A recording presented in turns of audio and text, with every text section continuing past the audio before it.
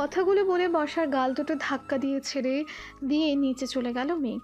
মেঘের ধাক্কা খেয়ে তাল সামলাতে না পেরে নিচে পড়ে গিয়ে কপালে বেশ কিছুটা কেটে গেল বর্ষার। কিন্তু বর্ষার এখন কপালের কাটার ব্যথার চাইতে মেঘের কথাগুলোতে ব্যথা লাগছে বেশি।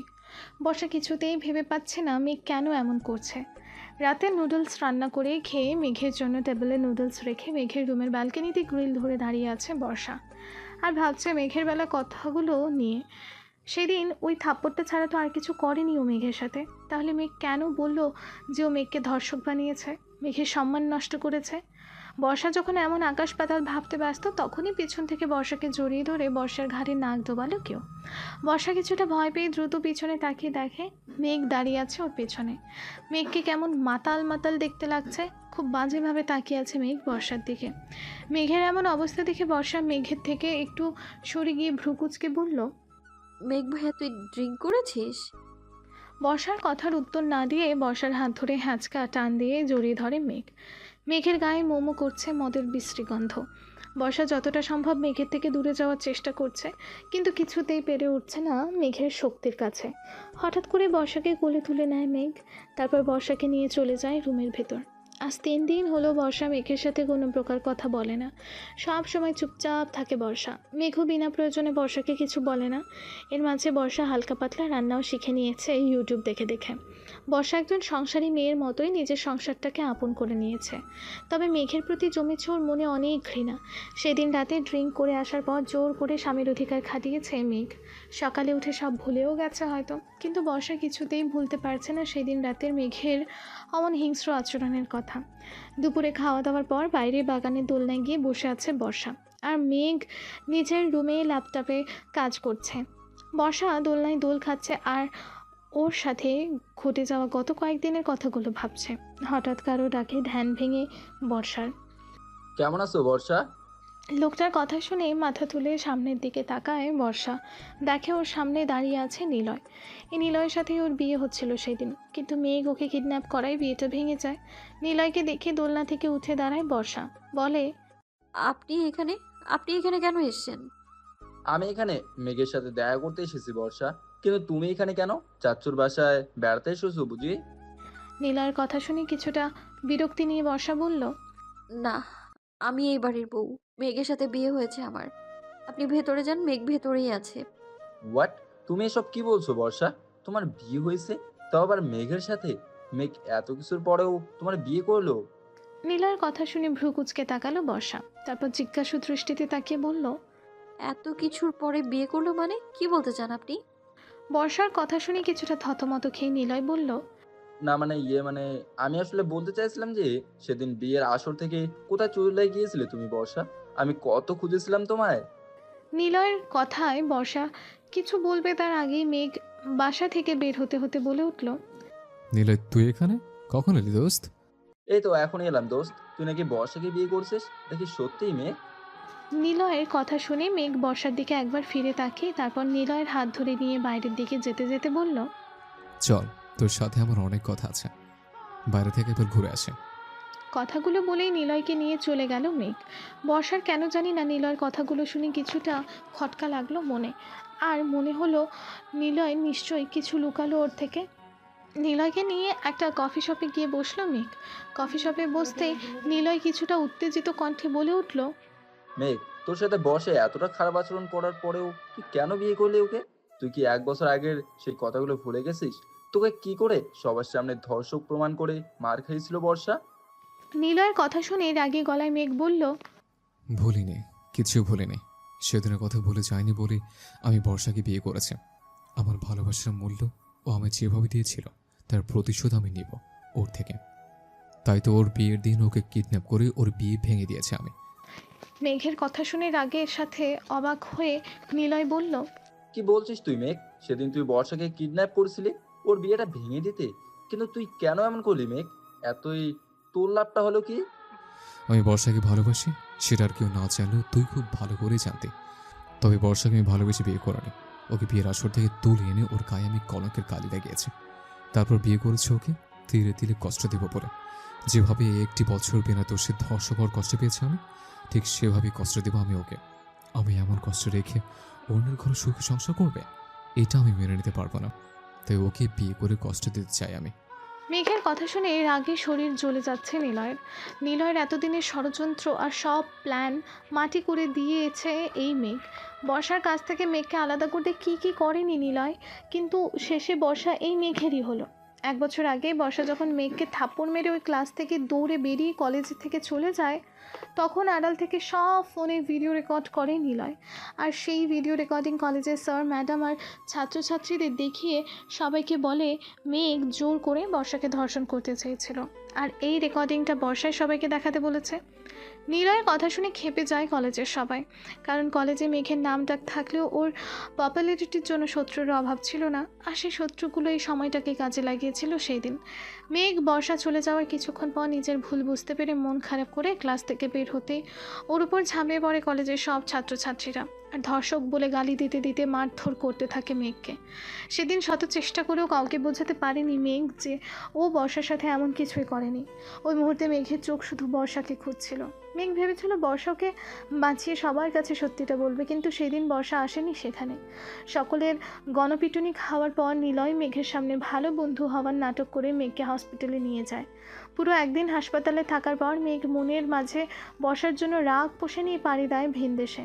সেদিন বর্ষা বা মেঘ কেউই জানতো না যে আসল কালপ্রিট আসলে এই নিলয় নামের বন্ধুর আড়ালে শত্রু ছিল। 3 দিন পর যখন বর্ষা কলেজে আসে, তখন বর্ষা জানতে পারে মেঘ ওর বাবার বিজনেসের কাজে দেশের বাইরে গেছে। কলেজের কেউই বর্ষাকে সেদিন বলেনি আসল কথা। এটাও ছিল নিলয়ের একটি চাল, কারণ নিলয় প্রথম দিন থেকে বর্ষাকে পছন্দ করত, তবে মেঘের ভয় কখনো তা প্রকাশ করেনি। তাই সেদিন সুযোগ বুঝে ওদের দুজনকে আলাদা করে দেয় নিলয়। মেঘ বিদেশে চলে যাওয়ার 3 মাস পর বর্ষার বাসায় বিয়ের প্রস্তাব পাঠায় নিলয়, কিন্তু বর্ষা বিয়ের জন্য না করে দেয়। বর্ষা বলে পড়াশোনা শেষ না করা পর্যন্ত ও বিয়ে করবে না। তাই বর্ষার কথা মতো বিয়ের ডেট পিছিয়ে 8 মাস পর করা হয়। আর বিয়ের দিনই বর্ষাকে কিডন্যাপ করে মেঘ। 1 মাস পর রাতে রান্না শেষ করে বালকনিতে দাঁড়িয়ে আছে বর্ষা। চোখ দিয়ে অঝরে পানি পড়ছে ওর।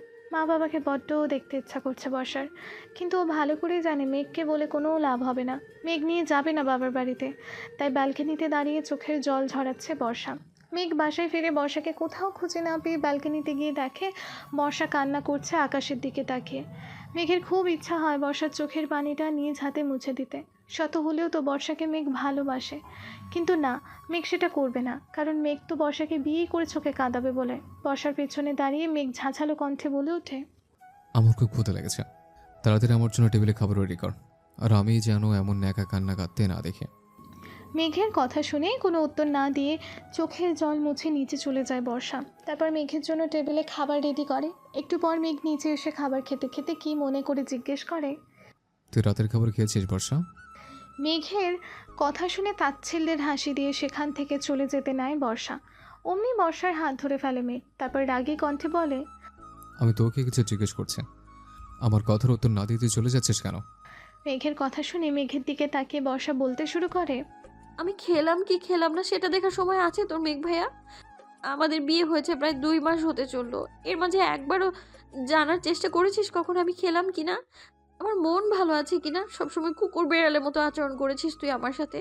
স্বামী হওয়া সত্ত্বেও আমার ঠাঁই হয়েছে ফ্লোরে, তোর বিছানায় নয়। তাহলে আজ হঠাৎ কেন জিজ্ঞেস করছিস মেঘ ভাইয়া? আমি উত্তর দেবো না তোকে। কথাটা বলেই মেঘের সামনে থেকে চলে যেতে নেয় বর্ষা। সাথে সাথে মেঘ চেয়ার ছেড়ে উঠে বর্ষার হাত ধরে দাঁতে দাঁত চেপে বলে, কিছুদিন হলো কিছু বলছে না দেখে খুব সাহস বেড়েছে, তাই না? তোর সাহস হয় কি করে আমার মুখোমুখি কথা বলার? কথাটা বলেই বর্ষাকে নিজের দিকে ঘুরিয়ে ঠাস করে গালে একটা থাপ্পড় মারে মেঘ। মেঘের থাপ্পড় খেয়ে জ্ঞান হারিয়ে নিচে পড়ে যায় বর্ষা। বর্ষাকে জ্ঞান হারাতে দেখে যেন হুঁশে ফিরে আসে মেঘ। মেঘ দৌড়ে গিয়ে বর্ষাকে কোলে তুলে নেয়। তারপর সোফায় শুইয়ে দিয়ে বলে, এ আমি কি করলাম? আমি কি নিজের রাগের বসে বর্ষার সাথে সত্যি খুব অন্যায় করে ফেলেছে? কি হলো বর্ষা? বর্ষার কিছু হলে আমি বাঁচবো কি নিয়ে? বর্ষা, এই বর্ষা, কথা বলো না প্লিজ। এই বর্ষা, কি হলো? কথা বলো না আমার সাথে।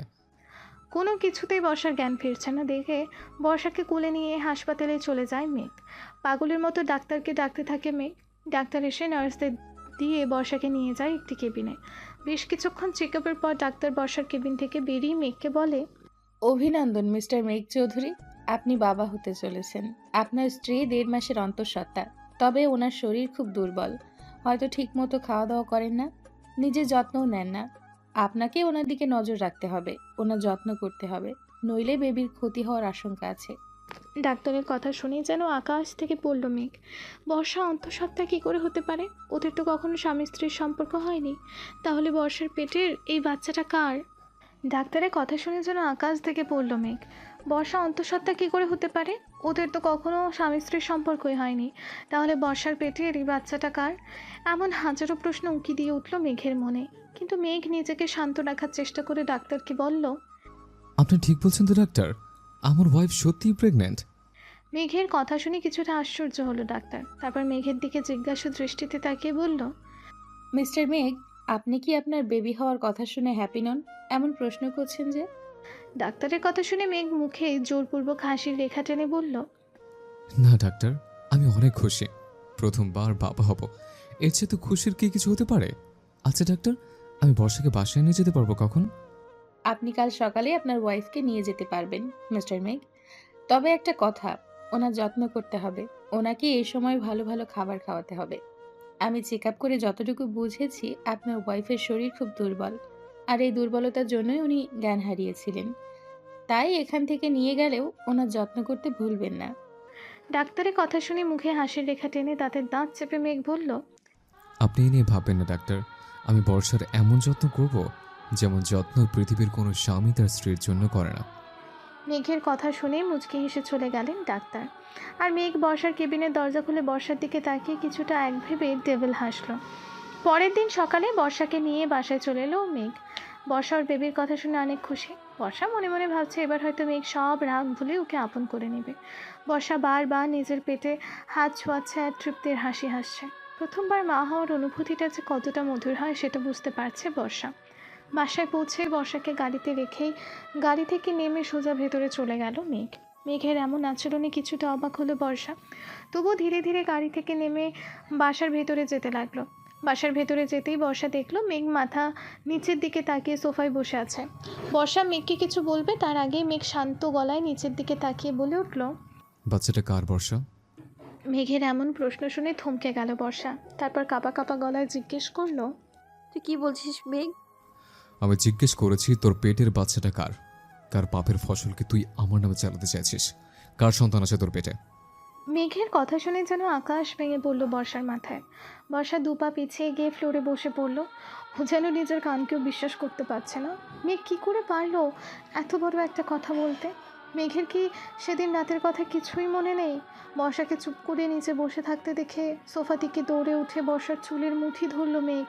তারপর দাঁতে দাঁত চেপে বলল, আর কত ঠকাবি আমায় তুই? কলেজে একটা কিস করতে চেয়েছিলাম বলে তুই আমি থাপ্পড় মেরেছিলি। আমি থাপ্পড় মারার পর আমি যখন নিজের ভুল বুঝতে পেরে তোর কাছে ক্ষমা চাইবো, তখন তুই কলেজের সবাইকে উস্কে দিয়ে আমায় ধর্ষক বানিয়ে গণপিটুনি খাইয়েছিলে। তবু তোকে ভালোবাসতাম বলে সেই তোকে বিয়ে করেছে। কিন্তু তুই আমার বউ হওয়া সত্ত্বেও কি করে পারলি অন্য কারোর সাথে অবৈধ সম্পর্ক করে তার সন্তানের মা হতে? কেন এভাবে ঠকালি তুই আমায়? কেন বর্ষা, কেন? বল আমায়, কার বাচ্চার মা হতে চাচ্ছিস তুই? তোর পেটে কার পাপের ফসল বের উঠেছে? মেঘের কথাগুলো যেন ধারালো ছুরির মতন বিচ্ছে বর্ষার গায়ে। বর্ষা নিজের শরীরের সমস্ত শক্তি দিয়ে মেঘকে নিজের থেকে সরিয়ে ঠাস করে একটা থাপ্পড় মেরে দিল মেঘের গালে। তারপর কিছু না বলে কাঁদতে কাঁদতে চলে গেল ফাঁকা একটা রুমে। আর ভেতর থেকে দরজা লাগিয়ে দিয়ে পাগলের মতো কাঁদতে লাগলো। এদিকে বর্ষা মেঘকে থাপ্পড় মেরে চলে যাওয়ার পর মেঘও ফ্লোরে বসে কাঁদতে লাগলো আর বলতে লাগলো, কেন বর্ষা, কেন? কেন এইভাবে ঠকালি আমায়? কি অপরাধ ছিল আমার যে সারাটা জীবন শুধু আমায় ঠকিয়ে গেলি? আমি তোকে ছাড়বো না বর্ষা, তোর পেটের ওই অবৈধ বাচ্চা সহ তোকে জ্বালিয়ে পুড়িয়ে শেষ করে দিব আমি। সারাদিন বাসায় ছিল না মেঘ। সকালে বর্ষাকে বাসায় নিয়ে আসার পরে বেরিয়ে যায় ও। বর্ষাও সারাদিন একটি রুমে দরজা দিয়ে থেকেছে আর চিন্তা করেছে ওর ঠিক কী করা উচিত এই মুহূর্তে। অনেক চিন্তা ভাবনার পর বর্ষা একটা ডিসিশন নিয়ে নিল আর খাতা কলম নিয়ে বসে পড়ল একটি চিঠি লিখবে বলে। রাতে ড্রিঙ্ক করে বাসায় ফিরল মেঘ। বাসায় ফেরার পর বর্ষাকে অনেক ডাকাডাকি করলো, কিন্তু বর্ষা মেঘকে মাতাল অবস্থায় দেখে আর মেঘের সামনে এলো না। কারণ বর্ষা চায় না এর আগে মেঘ মাতাল হওয়ার পর ওর সাথে যেটা হয়েছে সেটা আবারও হোক। বর্ষাকে অনেক ডাকাডাকির পরও যখন বর্ষার সামনে এলো না, তখন মেঘ গিয়ে সোফার উপর হয়ে শুয়ে ঘুমিয়ে পড়ল।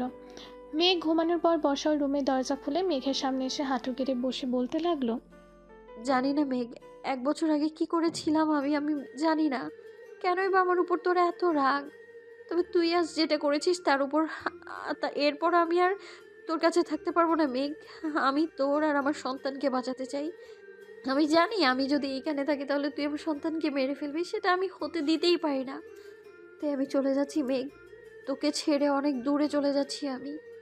কথাগুলো বলেই মেঘের হাতের কাছে টেবিলের ওপর একটি চিঠি লিখে গ্লাসের নিচে চাপা দিয়ে রেখে বর্ষা বেরিয়ে গেল বাসা থেকে। গেটম্যান ঘুমিয়ে থাকায় বাইরে যেতে খুব একটা সমস্যা হলো না বর্ষার। সকালে সূর্যের আলো মুখে এসে লাগায় ঘুম ভাঙল মেঘের। ঘুম ভাঙতেই ধীরে ধীরে চোখ ডলতে ডলতে উঠে বসলো মেঘ। তারপর আশেপাশে তাকিয়ে দেখলো ও বাইরের রুমের সোফাতেই ঘুমিয়ে পড়েছে। মেঘ মনে করার চেষ্টা করলো রাতে ওর সাথে কী হয়েছে, কিন্তু মেঘের কিছুই মনে নেই। মেঘ সোফা ছেড়ে উঠে যাবে তখনই ওর চোখ পড়ল বর্ষার রেখে যাওয়া সেই চিঠির দিকে। মেঘ ভ্রুকুচকে চিঠিটা হাতে নিয়ে চিঠিটা খুলে পড়তে শুরু করলো।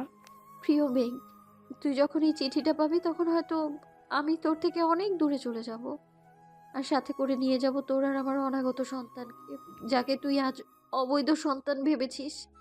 জানিস মেঘ, আমি চাইলেই পারতাম তোকে বলতে যে এই বাচ্চা আর কারো নয় বরং তোর এই বাচ্চা, কিন্তু আমার কথা হয়তো তুই বিশ্বাস করতি না। আর বিশ্বাস করবি বা কি করে বল? গত একটা বছর মনের মাঝে অবিশ্বাসের বেড়াজাল যে তৈরি করে রেখেছিস তুই, সেখানে যে বিশ্বাস নামের শব্দটা বড়ই বেমানান।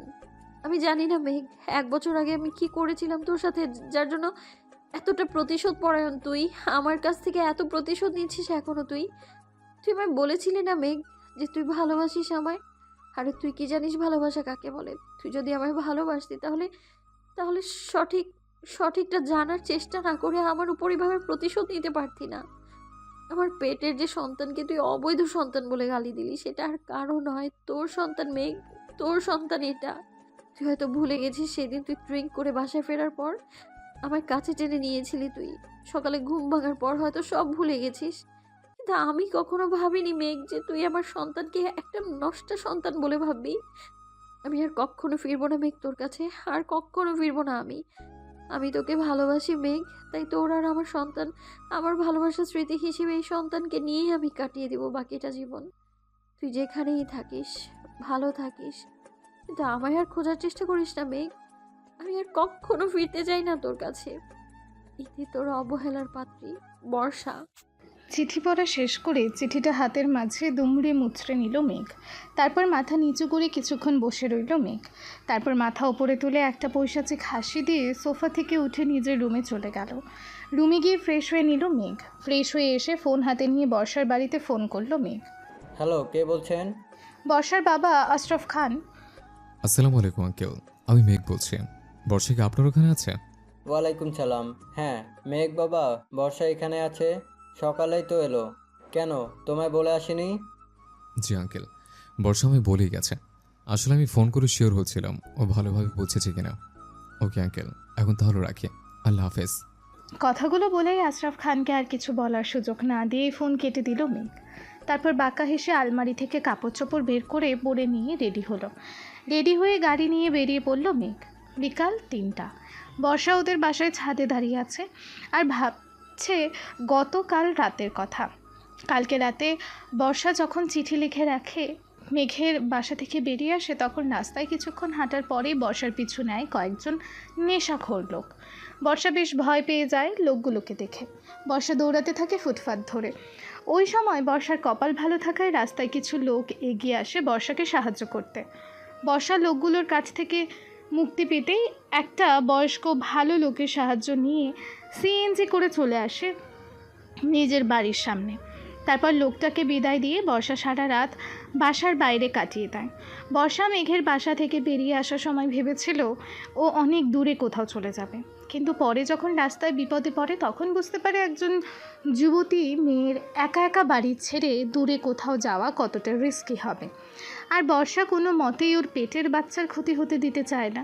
তাই বর্ষা সিদ্ধান্ত নেয় ও নিজের বাবার বাসায় ফিরে আসবে আর সেখানেই থাকবে। সকাল হলে বর্ষা যখন ওর বাবার বাসায় ঢোকে তখন বর্ষাকে দেখে হাজারটা প্রশ্নের ডালি খুলে নেয় ওর মা বাবা। সকলের প্রশ্ন শুনে বর্ষা বুঝতে পারে ওর আর আগের মতো মূল্য নেই এই বাড়িতে। বাবা মা ওকে ভালোবাসলেও তারা যদি জানতে পারে বর্ষা পালিয়ে এসেছে শ্বশুরবাড়ি থেকে, তাহলে কখনোই সেটা মেনে নেবে না ওর বাবা মা, কেননা তারা মেঘকে অনেক ভালোবাসে। আর ভালো জানে মেঘকে। তারা কেউ বিশ্বাসই করবে না হয়তো বর্ষার কথা। তাই বর্ষা ওর বাবা মায়ের কাছে লুকায় নিজের সাথে ঘটে যাওয়া কথাগুলো।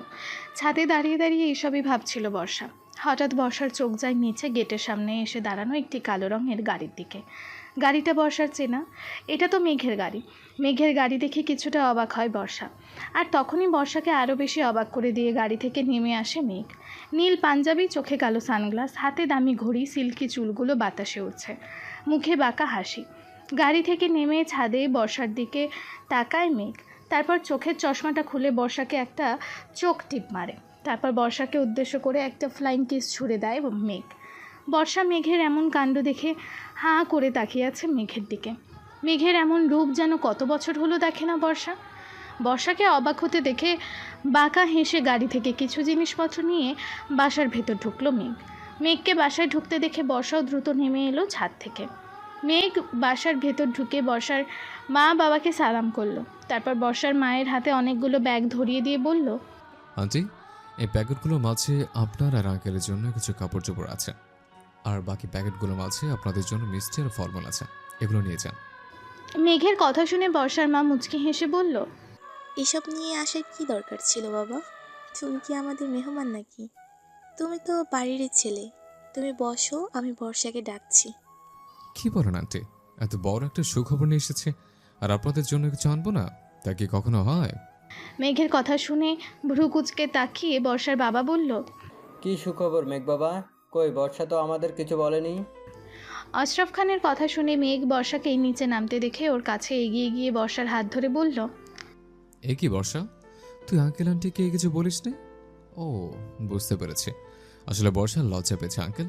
আমি বলছি, আপনার নানু ভাই আর নানু মনে হতে চলেছেন। লজ্জামাখা মুখ করে কথাটি বলে মেঘ। মেঘের কথা শুনে আনন্দে খুশির ঝিলিক ফুটে উঠল বর্ষার বাবা মায়ের মুখে। এদিকে মেঘের এমন কাণ্ড দেখে অবাকের ওপর অবাক হচ্ছে বর্ষা। মেঘের এ যেন এক নতুন রূপ দেখছে বর্ষা। বর্ষাকে অবাক হতে দেখে বর্ষার দিকে তাকিয়ে আবারও একটা চোখ টিপ মারল মেঘ। কি রে বর্ষা, তুই তো আমায় কিছু বললি না? এত বড় একটা সুখবর জানালি না আমায়। মেঘ বাবা, তুমি বর্ষার রুমে গিয়ে রেস্ট নাও। বর্ষা মা, মেঘকে তোর রুমে নিয়ে যা। আমি মেঘ বাবার জন্য নাস্তা রেডি করি। বর্ষার মায়ের বলতে দেরি কিন্তু মেঘ বর্ষার হাত ধরে বর্ষাকে নিয়ে বর্ষার রুমে যেতে দেরি করলো না। এদিকে বর্ষার বাবা আশরাফ খানের খুশিতে চোখ মুখ চকচক করছে। উনি নানু ভাই হবে, এর চাইতে আনন্দের আর কি হতে পারে। আশরাফ খান চলে গেল মেঘের বাবা আহসান চৌধুরীকে ফোন করবে বলে। বর্ষার হাত ধরে বর্ষাকে রুমে নিয়ে গিয়ে দরজা লাগিয়ে দিল মেঘ। তারপর বর্ষার দিকে ঘুরে দাঁড়িয়ে চোখের সানগ্লাসটা খুলে মাথার উপর আটকে রাখলো। তারপর বাঁকা হাসতে হাসতে এগিয়ে যেতে লাগলো বর্ষার কাছে। মেঘকে এগিয়ে আসতে দেখে ভয়ে যেন গলা শুকিয়ে যেতে লাগলো বর্ষার। বর্ষা পেছাতে পেছাতে কাঁপা কাঁপা গলায় বলল, তুই এখানে কেন কেন এসেছিস মেঘ? আর এমন আচরণই বা কেন করছিস? বর্ষার কথার উত্তরে মেঘ কিছু না বলে ডেভিল হেসে বর্ষার কাছে গিয়ে বর্ষার কোমর জড়িয়ে ধরে বর্ষাকে নিজের সাথে মিশিয়ে নিল। তারপর বর্ষার কানের কাছে মুখ নিয়ে ফিসফিসিয়ে বলল, আমার থেকে পালাতে চেয়েছিলে কেন সুইট হার্ট? মেঘ চৌধুরীর কাছ থেকে পালানো কি এতই সহজ? কথাটা বলেই বর্ষার ঘাড়ের সাথে নাক ঘষতে লাগলো মেঘ। মেঘের এমন কথা আর আচরণে কেঁপে উঠল বর্ষা। তারপর কাঁপা কাঁপা গলায় বলল, আমায় ছাড় মেঘ। কি করছিস তুই? ছাড় আমায়, কেন এমন করছিস তুই? বর্ষার কথা শুনে বর্ষাকে আরও শক্ত করে জড়িয়ে ধরল মেঘ। তারপর বর্ষার পিঠে হাত বুলাতে বুলাতে বলল, তুই অসুস্থ বোধ করছিস কেন রে সরিষা? আমি তোর আগেই তোকে টাচ করেছি, তাই না? তোর পেটে তো আমারই সন্তান, তাহলে আমার স্পর্শে তুই আনইজি ফিল কেন করছিস? মেঘের কথা শুনে বর্ষা বুঝতে পারল মেঘ কী বোঝাতে চাইছে ওকে। মেঘ যে এখনও মানতে পারেনি ওর পেটে মেঘের সন্তান, এটা বর্ষা বুঝে গেছে। বর্ষা শরীরে সমস্ত শক্তি দিয়ে মেঘকে দূরে সরানোর চেষ্টা করছে, কিন্তু মেঘের শক্তির সাথে কিছুতেই বর্ষা পেরে উঠছে না। এদিকে মেঘ একবার বর্ষার গলায় তো একবার বর্ষার ঘাড়ে ক্রমাগত নাক ঘষে চুমু এঁকে যাচ্ছে। বর্ষার আসক্তির সীমা যেন পার হয়ে যাচ্ছে। বর্ষা যখন কিছুতেই মেঘের শক্তির সাথে পেরে উঠছে না, তখন বর্ষা অঝরে কাঁদতে শুরু করলো। কাঁদতে কাঁদতে বর্ষা শরীর কেমন নিস্তেজ হয়ে আসছে। একে তো বর্ষা ঠিকমতো খাওয়া দাওয়া করে না, তার উপর ওর শরীর দুর্বল। বর্ষাকে নিস্তেজ হয়ে পড়তে দেখে বর্ষাকে ছেড়ে দিয়ে কোলে তুলে নিল মেঘ। তারপর বিছানায় নিয়ে গিয়ে শুইয়ে দিল। বিছানায় শুইয়ে দিতেই বর্ষা কাঁপা কাঁপা গলায় একটা কথাই বলল, যদি বিশ্বাস করতে না পারিস তাহলে ভালোবাসার দাবি নিয়ে আসিস না। কারণ বিশ্বাস না থাকলে কখনো ভালোবাসা হয় না। এতটুকু বলেই চোখ বন্ধ করে নিস্তেজ হয়ে ঘুমের রাজ্যে পাড়ি দিল বর্ষা। বর্ষার বলা কথাটা যেন তীরের মতো গিয়ে বিঁধল মেঘের বুকে। মেঘ কিছুক্ষণ বর্ষার কাছে বসে বর্ষার দিকে অপলক তাকিয়ে রইল। এই কয়েকদিনের মাঝেই বর্ষার চেহারাটা কেমন জানি হয়ে গেছে। আগের উজ্জ্বলতা নেই, মুখটা কেমন ফ্যাকাশে হয়ে গেছে বর্ষার। বর্ষার দিকে কিছুক্ষণ অপলক তাকিয়ে থেকে মেঘের চোখ থেকেও ঝরে পড়ল দুফোঁটা পানি। মেঘ নিজের চোখটা মুছে নিয়ে বর্ষার গায়ে চাদর টেনে দিয়ে দরজা খুলে কোথায় যেন চলে গেল। বর্ষার মা বাবার বারবার জিজ্ঞাসা করায় মেঘ বলল জরুরি একটা কাজে যাচ্ছে, তাড়াতাড়ি ফিরবে। রাত 10:15। বর্ষার ঘুম ভাঙল মুখের ওপর কারো গরম নিঃশ্বাস আর কয়েক ফোঁটা পানি পড়ার কারণে। বর্ষা চোখ বন্ধ অবস্থাতেই সামনের মানুষটার দিকে হাত বাড়ালো, কিন্তু হাতে কারো স্পর্শ পেল না বর্ষা। তাই চোখ মেলে তাকিয়ে চারিদিকে ভালো করে দেখতে লাগলো, কিন্তু রুমে বর্ষা ছাড়া আর কেউ নেই। বর্ষা কিছুটা অবাক হলো, কারণ ও পুরোপুরি অনুভব করেছে ওর মুখের ওপরে কেউ ছিল আর সে হয়তো কান্না করছিল, আর তার চোখের পানি বর্ষার মুখের ওপর পড়ছে। বর্ষা হাত দিয়ে নিজের গালে স্পর্শ করে দেখলো সত্যি ওর গালে কয়েক ফোঁটা পানি লেগে আছে, কিন্তু বর্ষা কিছুতে বুঝতে পারছে না কে ছিল ওর রুমে। বর্ষা বিছানা ছেড়ে উঠে বাইরে বের হলো। বাইরে বের হয়ে বর্ষা দেখলো মেঘ বর্ষার মা বাবার সাথে একসাথে বসে গল্প করছে। বর্ষাকে দেখে ওর মা বলে উঠল, বর্ষা মা, তুই উঠেছিস? এখন শরীর কেমন লাগছে তোর? ভালো লাগছে আম্মু। আমি এতক্ষণ সময় ধরে ঘুমালাম, তোমরা ডাকলে না কেন আমায়? আমরা ডাকতে চেয়েছিলাম বর্ষা, কিন্তু এতটুকু বলতেই বর্ষার মাকে থামিয়ে দিয়ে মেঘ বলল, আন্টি, আপনি বর্ষার খাবার রেডি করুন। ওর শরীর এমনিতেই দুর্বল, তার উপর অনেকক্ষণ হলে কিছু খায়নি। আর বর্ষা, তুই ঘুম থেকে উঠে ফ্রেশ হয়েছিস নাকি ঘুম নিয়ে বাইরে বেরিয়ে এলে? মেঘের কথা শুনে বর্ষার মা বর্ষার খাবার বাড়তে চলে গেলেন, আর বর্ষা মেঘের কথার কোনো উত্তর না দিয়ে রুমে চলে গেল ফ্রেশ হতে। ওয়াশরুম থেকে ফ্রেশ হয়ে বেরিয়ে বর্ষা দেখলো মেঘ ওর জন্য খাবার নিয়ে বসে আছে। মেঘের এমন কাণ্ড দেখে বর্ষা যেন অবাকের উপর অবাক হচ্ছে। মেঘ কেন এমন করছে সেটা কিছুই বুঝতে পারছে না বর্ষা। বর্ষাকে চুপ করে দাঁড়িয়ে থাকতে দেখে মেঘ নরম সুরে বলল, এখানে খাবার রাখা আছে বর্ষা, এসে খেয়ে নে। আর কালকে সকালে আমার সাথে বাসায় যাবি তুই, তাই তাড়াতাড়ি খেয়ে ঘুমিয়ে পড়। মেঘের কথা শুনে রাগ দেখিয়ে বর্ষা বলল, তুই কেন এসেছিস এখানে? চলে যা এখান থেকে। আমি আর কোনোদিন ওই বাসায় ফিরবো না। তোর সাথে কোনো সম্পর্ক নেই আমার। চলে যা, তুই আমার সামনে থেকে চলে যা। বর্ষার কথা শুনে ডেভিল হাসলো মেঘ। তারপর বিছানা ছেড়ে উঠে দাঁড়িয়ে বাইরে যেতে যেতে বলল, আমি ছাদে যাচ্ছি, 15 মিনিট পর রুমে আসবো। এসে যদি দেখি তুই এখনও খাবার খাস নে, তাহলে তোর আর তোর অনাগত বাচ্চার জন্য ব্যাপারটা ভালো হবে না। মেঘের কথা শুনে রাগে যেন শরীর জ্বলে যাচ্ছে বর্ষার। বর্ষা রাগী গলায় বলে উঠল, কি করবি তুই? আর কি করার বাকি রেখেছিস তুই? কেন এসেছিস এখানে? কি চাস তুই মেঘ? কি চাস? তোকে চাই, তুই চাস বা না চাস, তোকে আমার সাথেই থাকতে হবে আমার বাসায়। তাই বেশি কথা না বলে খেয়ে ঘুমিয়ে পড়, সকালে আমার সাথে বাসায় যাবে। যাবো না আমি ওই বাসায়। কি করবি তুই? হ্যাঁ, কি করবি? বর্ষার কথা শুনে ডেভিল হেসে বর্ষার কাছে এগিয়ে এসে মেঘ ফিসফিসিয়ে বলল, বেশি কিছু করবো না সুইট হার্ট, শুধু আমার শ্বশুর শাশুড়ি আর তোর প্রতিবেশীদের বলবো তোর পেটের বাচ্চাটা আমার নয়, এটা তোর অবৈধ সম্পর্কের ফসল। মেঘের কথা শুনে মুখ ছিটকিয়ে বর্ষা বলে উঠল। ছি। বর্ষার ছি বলা শুনে মেঘ আর কিছু না বলে রুম থেকে বেরিয়ে গেল। মেঘের বাসার বাগানের দোলনায় বসে আছে বর্ষা, আর এক নজরে তাকিয়ে আছে সুইমিং পুলের পানির দিকে। বর্ষা সাঁতার জানে না। বর্ষার ইচ্ছা করছে সুইমিং পুলের পানিতে ঝাঁপ দিয়ে আত্মহত্যা করতে, কিন্তু পেটের সন্তানের কথা চিন্তা করে বর্ষা সেটাও পারছে না। বর্ষার চোখ থেকে গড়িয়ে পড়ছে টপ টপ করে পানি, যে পানিতে ভিজে যাচ্ছে বর্ষার গায়ে ওড়না। সেদিকে বর্ষার কোনো ভ্রুক্ষেপ নেই। 3 দিন আগে বর্ষাকে নিয়ে মেঘ বাসায় আসার পর থেকে একটা কথাও বলেনি মেঘ বর্ষার সাথে। সারাটা দিন বোবার মতো বর্ষা এখানে ওখানে বসে কাটায়। বাসায় একটা কাজের মহিলাও নেই যার সাথে একটু কথা বলে সময় কাটাবে বর্ষা। নিজেকে আজকাল কাঠের পুতুল মনে হয় বর্ষার। মেঘ সেই সকালে হোটেল থেকে খাবার এনে নিজে খেয়ে বর্ষার জন্য রেখে চলে যায়, আবার দুপুরে খাবার নিয়ে বাসায় ফেরে। নিজে খেয়ে বর্ষার জন্য টেবিলে খাবার রেখে অন্যদিকে ঘুরে বর্ষাকে খেতে বলে হনহন করে চলে যায় মেঘ। এর আগে মেঘ বর্ষাকে মারধর করলেও কথা বলতো। বর্ষার কাছে যেন সেই দিনগুলোই ভালো ছিল। মেঘ এখন খাওয়ার কথা ছাড়া একটা কথা বলে না বর্ষার সাথে। এই 3টা দিন যেন 3টা বছরের সমান মনে হয় বর্ষার কাছে। এইসব কথা ভাবছে আর অঝরে কান্না করছে বর্ষা। চোখের অশ্রুগুলো যেন আর বাদ মানছে না। হঠাৎ মেঘের ডাকে ধ্যান ভাঙল বর্ষার। মেঘ গেট দিয়ে বাসার ভেতরে ঢুকেই বর্ষাকে দেখে বলে উঠল, বর্ষা, রুমে গিয়ে 10 মিনিটের মধ্যে রেডি হয়ে আয়।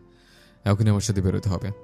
মেঘের কথা শুনে নিজের চোখটা তাড়াতাড়ি মুছে নিল বর্ষা, কারণ বর্ষা চায় না চোখের পানি ওর কষ্ট মেঘ দেখুক। বর্ষা চোখ মুছে সুইমিং পুলের দিকে তাকিয়েই বলে উঠল, কোথায় নিয়ে যাবি আমায়? সেটা গেলেই জানতে পারবি। এখন সময় নষ্ট না করে তাড়াতাড়ি রেডি হয়ে আয়। মেঘের কথায় বর্ষার কথা না বাড়িয়ে রুমে চলে গেল। তারপর কাপড় পাল্টে রেডি হয়ে নিচে নেমে এলো। লাল টকটকে সালোয়ার কামিজ পরেছে বর্ষা। মুখে কোনো রকম সাজ নেই বর্ষার।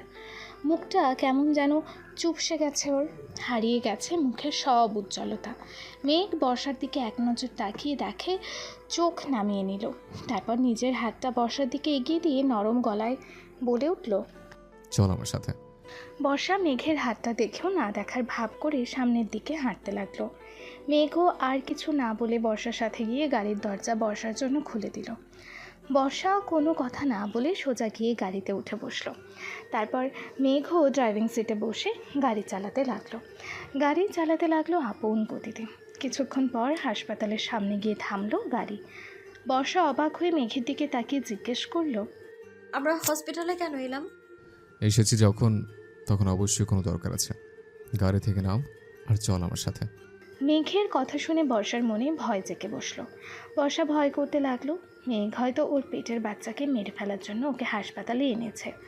বর্ষা মনে মনে ঠিক করলো, মেঘ যদি সত্যি এমন কিছু করার চেষ্টা করে তাহলে বর্ষা মেঘকে কখনোই ছাড়বে না, নিজে হাতে খুন করবে ও মেঘকে। বর্ষা নিজের মনকে শক্ত করে মেঘের সাথে হাসপাতালের ভিতরে ঢুকলো। বর্ষাকে একজন নার্সের সাথে একটি কেবিনে পাঠিয়ে দিয়ে মেঘ চলে গেল ডাক্তারের কাছে। বর্ষা নার্সটাকে কাছে ডেকে জিজ্ঞেস করলো, এই যে সিস্টার, শুনছেন? আচ্ছা, আপনি কি বলতে পারবেন আমায় হসপিটালে কেন আনা হয়েছে? বর্ষার কথা শুনে নার্সটা বলল, সেটা আমি ঠিক জানি না ম্যাডাম, তবে আমার মনে হয় আপনার কিছু একটা পরীক্ষা করাবেন স্যার। কিছু একটা মানে? কি পরীক্ষা করার কথা বলছেন আপনি? আসলে ম্যাডাম, সেটা আমিও সঠিক জানি না, সরি। নার্সের কথা শুনে হতাশ হলো বর্ষা। তারপর অপেক্ষা করতে লাগলো কি হয় তা দেখার জন্য। বেশ কিছুক্ষণ পর একজন মহিলা ডাক্তার আসলো বর্ষার কাছে। তারপর বর্ষাকে নিয়ে চলে গেল অন্য একটি কেবিনে। বাসার ছাদে উঠে আকাশের দিকে এক মনে তাকিয়ে আছে বর্ষা। মুখে নেই তার হাসি, নেই কোনো প্রাণবন্ততা। বর্ষার চোখ থেকে গড়িয়ে পড়ছে নোনা জল। যে বর্ষা সব সময় মাতিয়ে রাখতো সারা বাড়ি, আনন্দে মেতে থাকতো সব সময়, সেই বর্ষা যেন এখন জীবন্ত লাশে পরিণত হয়েছে। দুদিন আগে হাসপাতালে এই মহিলা ডাক্তার বর্ষার পেটের বাচ্চার ডিএনএ টেস্ট করিয়েছে। সেটা অবশ্য কোনো ডাক্তার, নার্স বা মেঘ বলেনি বর্ষাকে, বরং বর্ষা পর্দার আড়াল থেকে মেঘের কথা শুনে নেয়। টেস্টের পর বর্ষাকে আলাদা কেবিনে রেখে ডাক্তার চলে যান মেঘের কাছে। কৌতূহলবশত বর্ষা অনেক কষ্টে এগিয়ে যায় ডাক্তারের কেবিনের কাছে। আর পর্দার আড়াল থেকেই শুধু মেঘের একটা কথাই কানে আসে বর্ষার। মেঘ ওই ডাক্তারকে বলছে, ডাক্তার, আমার ওয়াইফের পেটের বেবির ডিএনএ টেস্টের রিপোর্ট কবে আসবে? আপনি পরশুদিন পেয়ে যাবেন মিস্টার মেঘ। তবে আমার একটা প্রশ্ন ছিল, আপনি নিজের সন্তানের ডিএনএ টেস্ট করাচ্ছেন কেন? নাকি আপনার ওয়াইফের পেটের বেবিটা আপনার নয়? আই মিন, আপনার ওয়াইফের কি অন্য কারোর সাথে রিলেশন আছে? এতটুকু কথা শুনতেই মুখ চেপে ধরে সেখান থেকে চলে আসে বর্ষা। মেঘ আর ডাক্তারের কথা শুনে যেন পায়ের নিচের মাটি সরে যায় বর্ষার। সেই মুহূর্তে বর্ষা সত্যি ইচ্ছা করছিল আত্মহত্যা করে মারা যেতে, কিন্তু বর্ষার ততটাও সাহস নেই। ছাদে দাঁড়িয়ে এসব কথা ভাবছে আর অঝরে চোখের জল ফেলছে বর্ষা। ওর বুকের ভিতরটা যেন সব দুমড়ে মুচড়ে শেষ হয়ে যাচ্ছে। মেঘ কী করে পারলো এটা করতে? কী করে পারলো এতটা অবিশ্বাস করতে? বর্ষা না পারছে মেঘের বাসা থেকে চলে যেতে, আর না পারছে এখানে থাকতে, না পারছে মরে যেতে, না পারছে বাঁচতে। দম যেন বন্ধ হয়ে আসছে বর্ষার। বর্ষা আকাশের দিকে তাকিয়ে কেঁদে চলেছে এক মনে। হঠাৎ কারো স্পর্শেই ধ্যান ভাঙে বর্ষার। মেঘ এসে বর্ষাকে পেছন থেকে জড়িয়ে ধরেছে। বর্ষার চুলের মাঝে মুখ গুজে কাঁদছে মেঘ। কাঁদতে কাঁদতে বর্ষাকে ছেড়ে হাঁটু গেড়ে নিচে বসে পড়ল মেঘ। মেঘের এমন ব্যবহারে অবাক হয়ে মেঘের দিকে ঘুরে তাকালো বর্ষা। বর্ষাকে তাকাতে দেখে মেঘ অপরাধীর মতো মাথা নিচু করে বলল, আমি সরি বর্ষা, তুই আমি ক্ষমা করে দে। আমি না জেনে বুঝে তোর সাথে অনেক বেশি অন্যায় করে ফেলেছে। প্লিজ বর্ষা, ক্ষমা করে দে আমায়। তুই আমায় চিঠি লিখে চলে যাওয়ার পর আমি কলেজে গিয়ে খোঁজ নিয়েছি। যেটা আমার আরও আগে করা উচিত ছিল। কলেজে গিয়ে জানতে পারি তুই কিছুই করিসনি সেদিন। অন্যকে আমার উপর ষড়যন্ত্র করে আমি মার খাইয়েছিল। তোর আর আমার ছবি তুলে। আমি এখনো জানি না সে মানুষরা কে, তবে খুব তাড়াতাড়ি জেনে যাবো আমি। আমি না জেনে তোকে অনেক বেশি কষ্ট দিয়ে ফেলেছি বর্ষা। তুই আমায় মাফ করে দে, মাফ করে দে আমায়। আমি তোকে সন্দেহ করেছিলাম যে তোর পেটের সন্তান হয়তো আমার নয়, কারণ বিশ্বাস কর বর্ষা, আমার সেদিন রাতের কথা কিছুই মনে নেই। নেশা করে বাসায় আসার পর তোর সাথে কি করেছে আমি কিছু মনে পড়ছে না আমার। নেশা করে বাসায় আসার পর তোর সাথে কি করেছে আমার কিছুই মনে নেই। তাই আমি তোকে সন্দেহ করেছিলাম, কিন্তু এখন আর আমার তোর প্রতি কোনো সন্দেহ নেই। আমি বুঝতে পেরেছি বর্ষা, আমি যা করেছি সব ভুল। তোর পেটে আমারই সন্তান। আমি তো ক্ষমা করে দে বর্ষা। চল আমরা নতুন করে জীবন শুরু করি একসাথে, যে জীবনে আমাদের মাঝে কোনো ভুল বোঝাবুঝি থাকবে না, থাকবে না কোনো বাধা। কথাগুলো এক নাগারে মাথা নিচু করে বসে বলে চলেছে মেঘ, আর বর্ষা পাথরের মূর্তির মতো দাঁড়িয়ে চুপচাপ মেঘের বলা কথা শুনে চলেছে। মেঘ কথাগুলো বলে উঠে দাঁড়ালো বর্ষার সামনে, তারপর বর্ষার দুগালে হাত রেখে বলল, তুই আমায় ক্ষমা করবি না বর্ষা? আমি তোকে ভালোবাসি বর্ষা, অনেক ভালোবাসি তোকে আমি। সেই 3 বছর আগে থেকে ভালোবাসি। চল না বর্ষা, আমরা এই কয়েকদিনের অতীত ভুলে আবার নতুন করে জীবন শুরু করি। কথাগুলো বলেই বর্ষাকে জড়িয়ে ধরতে নিল মেঘ। সাথে সাথে বর্ষা নিজের শরীরের সমস্ত শক্তি দিয়ে মেঘকে ধাক্কা দিয়ে দূরে সরিয়ে দিল। বর্ষার ধাক্কা খেয়ে মেঘ কয়েক পা পিছিয়ে গিয়ে অবাক হয়ে বর্ষার দিকে তাকালো। মেঘকে তাকাতে দেখে বর্ষা মেঘের কাছে এগিয়ে গিয়ে মেঘের শার্টের কলার ধরিয়ে রাগী গলায় চিল্লিয়ে বলতে শুরু করলো, ক্ষমা চাইছিস তুই মেঘ? কিসের জন্য ক্ষমা চাইছিস তুই? বিনা দোষে দোষী বানিয়ে আমায় সবার সামনে বাজে মেয়ে প্রমাণ করার জন্য ক্ষমা চাইছিস তুই? তোকে ক্ষমা করে দিলে কি আমার মাথায় পড়া সেই অপবাদগুলো মুছে যাবে? উত্তর দে আমায় মেঘ, উত্তর দে। কিসের জন্য ক্ষমা চাইছিস তুই মেঘ? রাতের আধারে মদ খেয়ে মাতাল হয়ে এসে নিজের বিবাহিত স্ত্রীকে বৈধ ধর্ষণ করে তার পেটে নিজের সন্তানকে অবৈধ সন্তান বলে স্ত্রীকে ব্ল্যাকমেল করার ক্ষমা? নিজের সন্তানকে পাপের ফসল বলে তার ডিএনএ টেস্ট করে তারপর তোর মনে হলো এই বাচ্চা তোর? আমি তোকে বলছি শোন, আমার পেটের এই বাচ্চা তোর নয়। তোর মতো একটা জানোয়ারের বাবা হওয়ার কোনো অধিকার নেই মেঘ। এই বাচ্চা শুধু আমার। ও বড় হবে ওর মায়ের পরিচয়, তোর কোনো অধিকার নেই আমার সন্তানের উপর। কথাগুলো এক নাগারে চিল্লিয়ে বলেই মেঘকে জোরে ধাক্কা মারল বর্ষা। মেঘ দুপা পিছিয়ে গিয়ে আবারও বর্ষার কাছে এগিয়ে এসে বলল, আমি সরি বর্ষা, প্লিজ আমায় ক্ষমা করে দে। আমি স্বীকার করছি আমি তোর সাথে অনেক বেশি অন্যায় করে ফেলেছি, তবে আমায় একটা সুযোগ দে বর্ষা। আমি তোকে কথা দিচ্ছি, আমি আমার ভুলগুলো শুধরে নেব। তোকে আর আমাদের বাচ্চাকে একটু কষ্ট পেতে দিব না আমি। আমি তোকে অনেক ভালোবাসি বর্ষা, প্লিজ আমি একটা সুযোগ দে। ভালোবাসা? ভালোবাসা কাকে বলে তুই জানিস মেঘ? মনে আছে মেঘ, তোকে আমি বলেছিলাম যদি বিশ্বাস করতে না পারিস তাহলে ভালোবাসার দাবি নিয়ে আসিস না, কারণ ভালোবাসার মেইন খুঁটি হলো বিশ্বাস। তুই অনেক আগে তোর ভালোবাসার যোগ্যতা হারিয়েছিস মেঘ। আমি তোকে জাস্ট ঘৃণা করি মেঘ, তুই চলে যা আমার সামনে থেকে। আমার জীবনটাকে অভিশাপে পরিণত করেছিস তুই। প্লিজ বর্ষা, এভাবে বলিস না। আমি তোকে ছাড়া থাকতে পারবো না বর্ষা। আমার তোকে চাই সারা জীবন, প্রতিটা মুহূর্তে তোকে আমার পাশে চাই বর্ষা। প্লিজ বর্ষা, তুই এভাবে আমার দিক থেকে মুখ সরিয়ে নিস না। বল তুই কি চাস? তুই যা চাইবি আমি তোকে সব দেব, শুধু তুই আমায় দূরে সরিয়ে দিস না বর্ষা, প্লিজ। আমি ডিভোর্স চাই, তুই আমার ডিভোর্স দে মেঘ। আমি মুক্তি চাই তোর মতো একটা অমানুষের হাত থেকে। মুক্তি দে আমায়, তুই ডিভোর্স দে আমায়। বর্ষার কথা শুনে মুহূর্তেই রাগ উঠে যায় মেঘের। মেঘ বর্ষার গাল চেপে ধরে দাঁতে দাঁত চেপে বলে, তোর সাহস হয় কি করে আমার থেকে ডিভোর্স চাওয়ার? তুই অন্য যা কিছু চাইতে পারিস, কিন্তু ডিভোর্সের কথা ভুল করে মুখে আনবি না। মেঘের কথা শুনেই মেঘের গালে সজোরে একটা থাপ্পড় মারল বর্ষা। রাগে বর্ষার শরীর থরথর করে কাঁপছে। থাপ্পড় মেরে বর্ষা আবারও মেঘের শার্টের কলার চেপে ধরতে বলতে লাগলো, তোর কোনো অধিকার নেই আমার উপর জোর খাটানোর। তুই যদি আমার ডিভোর্স না দিস তো তোকে আমি ডিভোর্স দেবো মেঘ। তোর মুখ দেখতেও ঘৃণা করছে আমার। তোর এই আবেগী কথাগুলো কাটা হয়ে ফুটছে আমার গায়ে। তোর সাথে থাকা আমার পক্ষে একদমই সম্ভব না। মুক্তি চাই আমি তোর থেকে। কথাগুলো বলে মেঘের কলার ছেড়ে দিয়ে ছাদ থেকে নিচে নামতে নিল বর্ষা। সাথে সাথে মেঘ বর্ষার হাত ধরে বর্ষাকে কোলে তুলে নিল। বর্ষা মেঘের এমন কাণ্ডে অবাক হয়ে মেঘকে এক নাগারে কিল ঘুষি মারতে লাগলো, কিন্তু তাতে মেঘের কিচ্ছু যায় আসে না। মেঘ বর্ষাকে কোলে নিয়ে বর্ষার রুমে।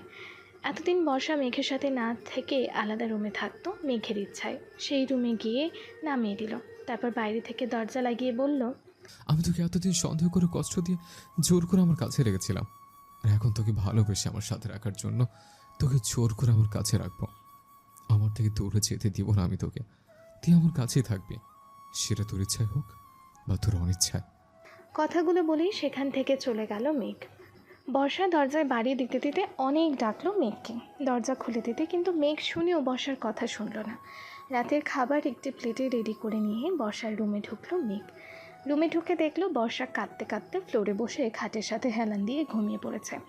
মেঘ খাবারের প্লেটটা টেবিলে রেখে বর্ষাকে কোলে তুলে নিল, তারপর বিছানায় বসে শক্ত করে বুকে জড়িয়ে ধরলো ঘুমন্ত বর্ষাকে। মেঘ এতটা শক্ত করে বর্ষাকে ধরেছে যে মনে হচ্ছে যেন বর্ষার হাড়গুলো সব ভেঙে যাবে। বর্ষার ঘুম ভাঙতেই বর্ষা মেঘকে নিজের থেকে দূরে সরাতে ব্যস্ত হয়ে পড়ল, কিন্তু মেঘকেও এক চুলও নাড়াতে পারল না। বর্ষার ছটফটানো বুঝতে পেরে বর্ষাকে ছেড়ে দিল মেঘ। তারপর বর্ষার দিকে তাকিয়ে অভিমানী গলায় বলল, তুমি এমন কেন বউ? একটুখানি জোরে ধরতে দিব না? আমার 10টা না 5টা না একটা মাত্র বউ, এত হিংসা কেন তোমার? মেঘের এমন কথা শুনে বেককল হয়ে গেল বর্ষা। মেঘ এমন ভাব করছে যেন ওদের মাঝে কখনো কোনো ঝামেলাই হয়নি, বরং ওরা দুজন খুব সুখী দাম্পত্য। বর্ষার রাগ যেন আর কন্ট্রোলে হচ্ছে না।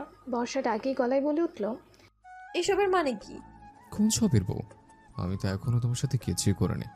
তুই ভাবিস না মেঘ, তোর এমন ফালতু কথায় আমি গলে গিয়ে তোকে ক্ষমা করে দিব? আমি তোকে জীবনেও ক্ষমা করব না, আর না তোকে স্বামী বলে ভালোবাসবো। আমি তোকে ঘৃণা করি মেঘ, ঘৃণা করি আমি। বর্ষার কথা শুনে মেঘ এমন ভাব করলো যেন কিছু শোনেনি। মেঘ বলল, ওই সরিষা, এখন বকবক বন্ধ করে খাবার নিয়ে এসেছে, খাবারটা খেয়ে নে। দিন দিন না খেয়ে তো একেবারে শাকচুন্নি পেতনি হয়ে যাচ্ছিস। পর লোকে বলবে মেঘ চৌধুরী একটা শাকচুন্নি পেতনিকে বিয়ে করে এনেছে। ভাবা যায় কি সাংঘাতিক হবে ব্যাপারটা। মেঘের কথা শুনে রাগ যেন মাথায় উঠে গেল বর্ষার। বর্ষা চিৎকার করে বলল, তুই কি আমার কথা শুনতে পাস না? আমি মুক্তি চাই, তোর থেকে মুক্তি দে আমায়। যতক্ষণ না তুই আমার ডিভোর্স দিবি ততক্ষণ আমি কিচ্ছু খাবো না, এক ফোঁটা পানিও তুলবো না মুখে। বর্ষার কথা শুনে প্রচুর রাগ হলো মেঘের, কিন্তু রাগটাকে কন্ট্রোলে রেখে মেঘ ডেভিল হেসে বলল, জানিস তো সরিষা, এই মেঘ না সোজা কথায় কাজ না হলে খুব সুন্দর করে বাঁকাভাবে কাজ আদায় করতে জানে। তুই হয়তো কলেজের কথাগুলো ভুলে গেছিস, সে যাই হোক, যেহেতু তুই আমার ভালো কথায় খাবি না, তাহলে তো আমাকে এবার বাঁকা হতেই হয়। কি বলিস? কি করবি তুই? কি করবি? মারবি আমায়? মার না, মার, একদম পেরে ফেল আমায়। এভাবে বেঁচে থাকতে চাইতে আমি মরে যাওয়াই ভালো আমার চাইতে। তোর মাথায় সারা জীবন গোবর ঠাসে রয়ে গেল। তোকে মারা চাইতে তোকে কথা শোনানোর ভালো ওষুধ আছে আমার কাছে। ওয়েট, তোকে দেখাচ্ছি, দাঁড়া। কথাটা বলেই বর্ষার কাছ থেকে উঠে টেবিলের ওপর থেকে একটা কাচের বয়ামে তেলাপোকা ভর্তি নিয়ে এলো মেঘ। তারপর বাঁকা হেসে বর্ষার সামনে বয়ামটা ধরে বলল, এই দেখ, তোর প্রিয় বান্ধবী তেলাপোকাদের আমি কি যত্ন করে নিয়ে এসেছি তোর জন্য। ভাবছি ওদের তোর কোলে ছেড়ে দিবে, দিব। সারা রাত বসে বসে ওদের সাথে গল্প করিস, কেমন? মেঘের কথা শুনে আর মেঘের হাতের বয়ামে তেলাপোকাগুলো দেখে ভয়ে শুকনো ঢোক গিলল বর্ষা, কারণ বর্ষা তেলাপোকাকে মারাত্মক রকমের ভয় পায়। তারপর বর্ষা কাঁপা কাঁপা গলায় বলল, তুই তুই এমন করতে পারিস না মেঘ, ওগুলো দূরে সরা বলছি আমার থেকে, নইলে কিন্তু আমি কেঁদে দিব। বর্ষার অবস্থা দেখে বড্ড হাসি পাচ্ছে মেঘের, কিন্তু নিজের হাসিটাকে চেপে রেখে গম্ভীর গলায় বলল, এগুলোকে সরাতে পারি যদি তুই ভালো মেয়ের মতো খাবারগুলো খেয়ে নিস। কি খাবি তো, নাকি তোর বান্ধবীদের তোর কোলে ঢেলে দেব? আমি খাবো, তুই এইগুলো দূরে সরা প্লিজ, নইলে আমি কিন্তু সত্যি সত্যি কেঁদে দিব। এই তো গুড গার্ল, আমি এগুলোকে দূরে সরাচ্ছি, তুই খাবারগুলো খেয়ে নে। তবে আগে ওয়াশরুমে গিয়ে ফ্রেশ হয়। মুখটার কি অবস্থা করেছিস সে কয়দিনে? মেঘের কথা শুনে তাচ্ছেলের হাসি দিয়ে বর্ষা ওয়াশরুমে চলে গেল। তারপর ওয়াশরুমের দরজা লাগিয়ে আয়নার সামনে দাঁড়িয়ে বলতে লাগলো, তুই যত কিছুই করিস না কেন মেঘ, আমি তোকে কোনো দিনও ক্ষমা করব না। তুই আমার সাথে যেটা করেছিস তাতে তুই শুধু নিজের স্বামী হওয়ার অধিকার নয়, আমার সন্তানের বাবা হওয়ার অধিকারও হারিয়েছিস তুই। এদিকে বর্ষা ওয়াশরুমে ফ্রেশ হতে যাওয়ার পর মেঘ দুফোঁটা চোখের জল ফেলে মনে মনে বলতে লাগলো, আমি জানি বর্ষা, তোর কাছে সহজ হবে না আমার নতুন করে মেনে নেওয়া, কিন্তু আমিও হার মানের পাত্র নই। আমি তোকে আমার সে আগের দুষ্ট মিষ্টি বর্ষার রূপে ফিরিয়ে আনবই। আমাকে আর একটা সুযোগ দিতে বাধ্য করবো তোকে আমি, আর এটা করতে আমরা যা করতে হয় আমি করব।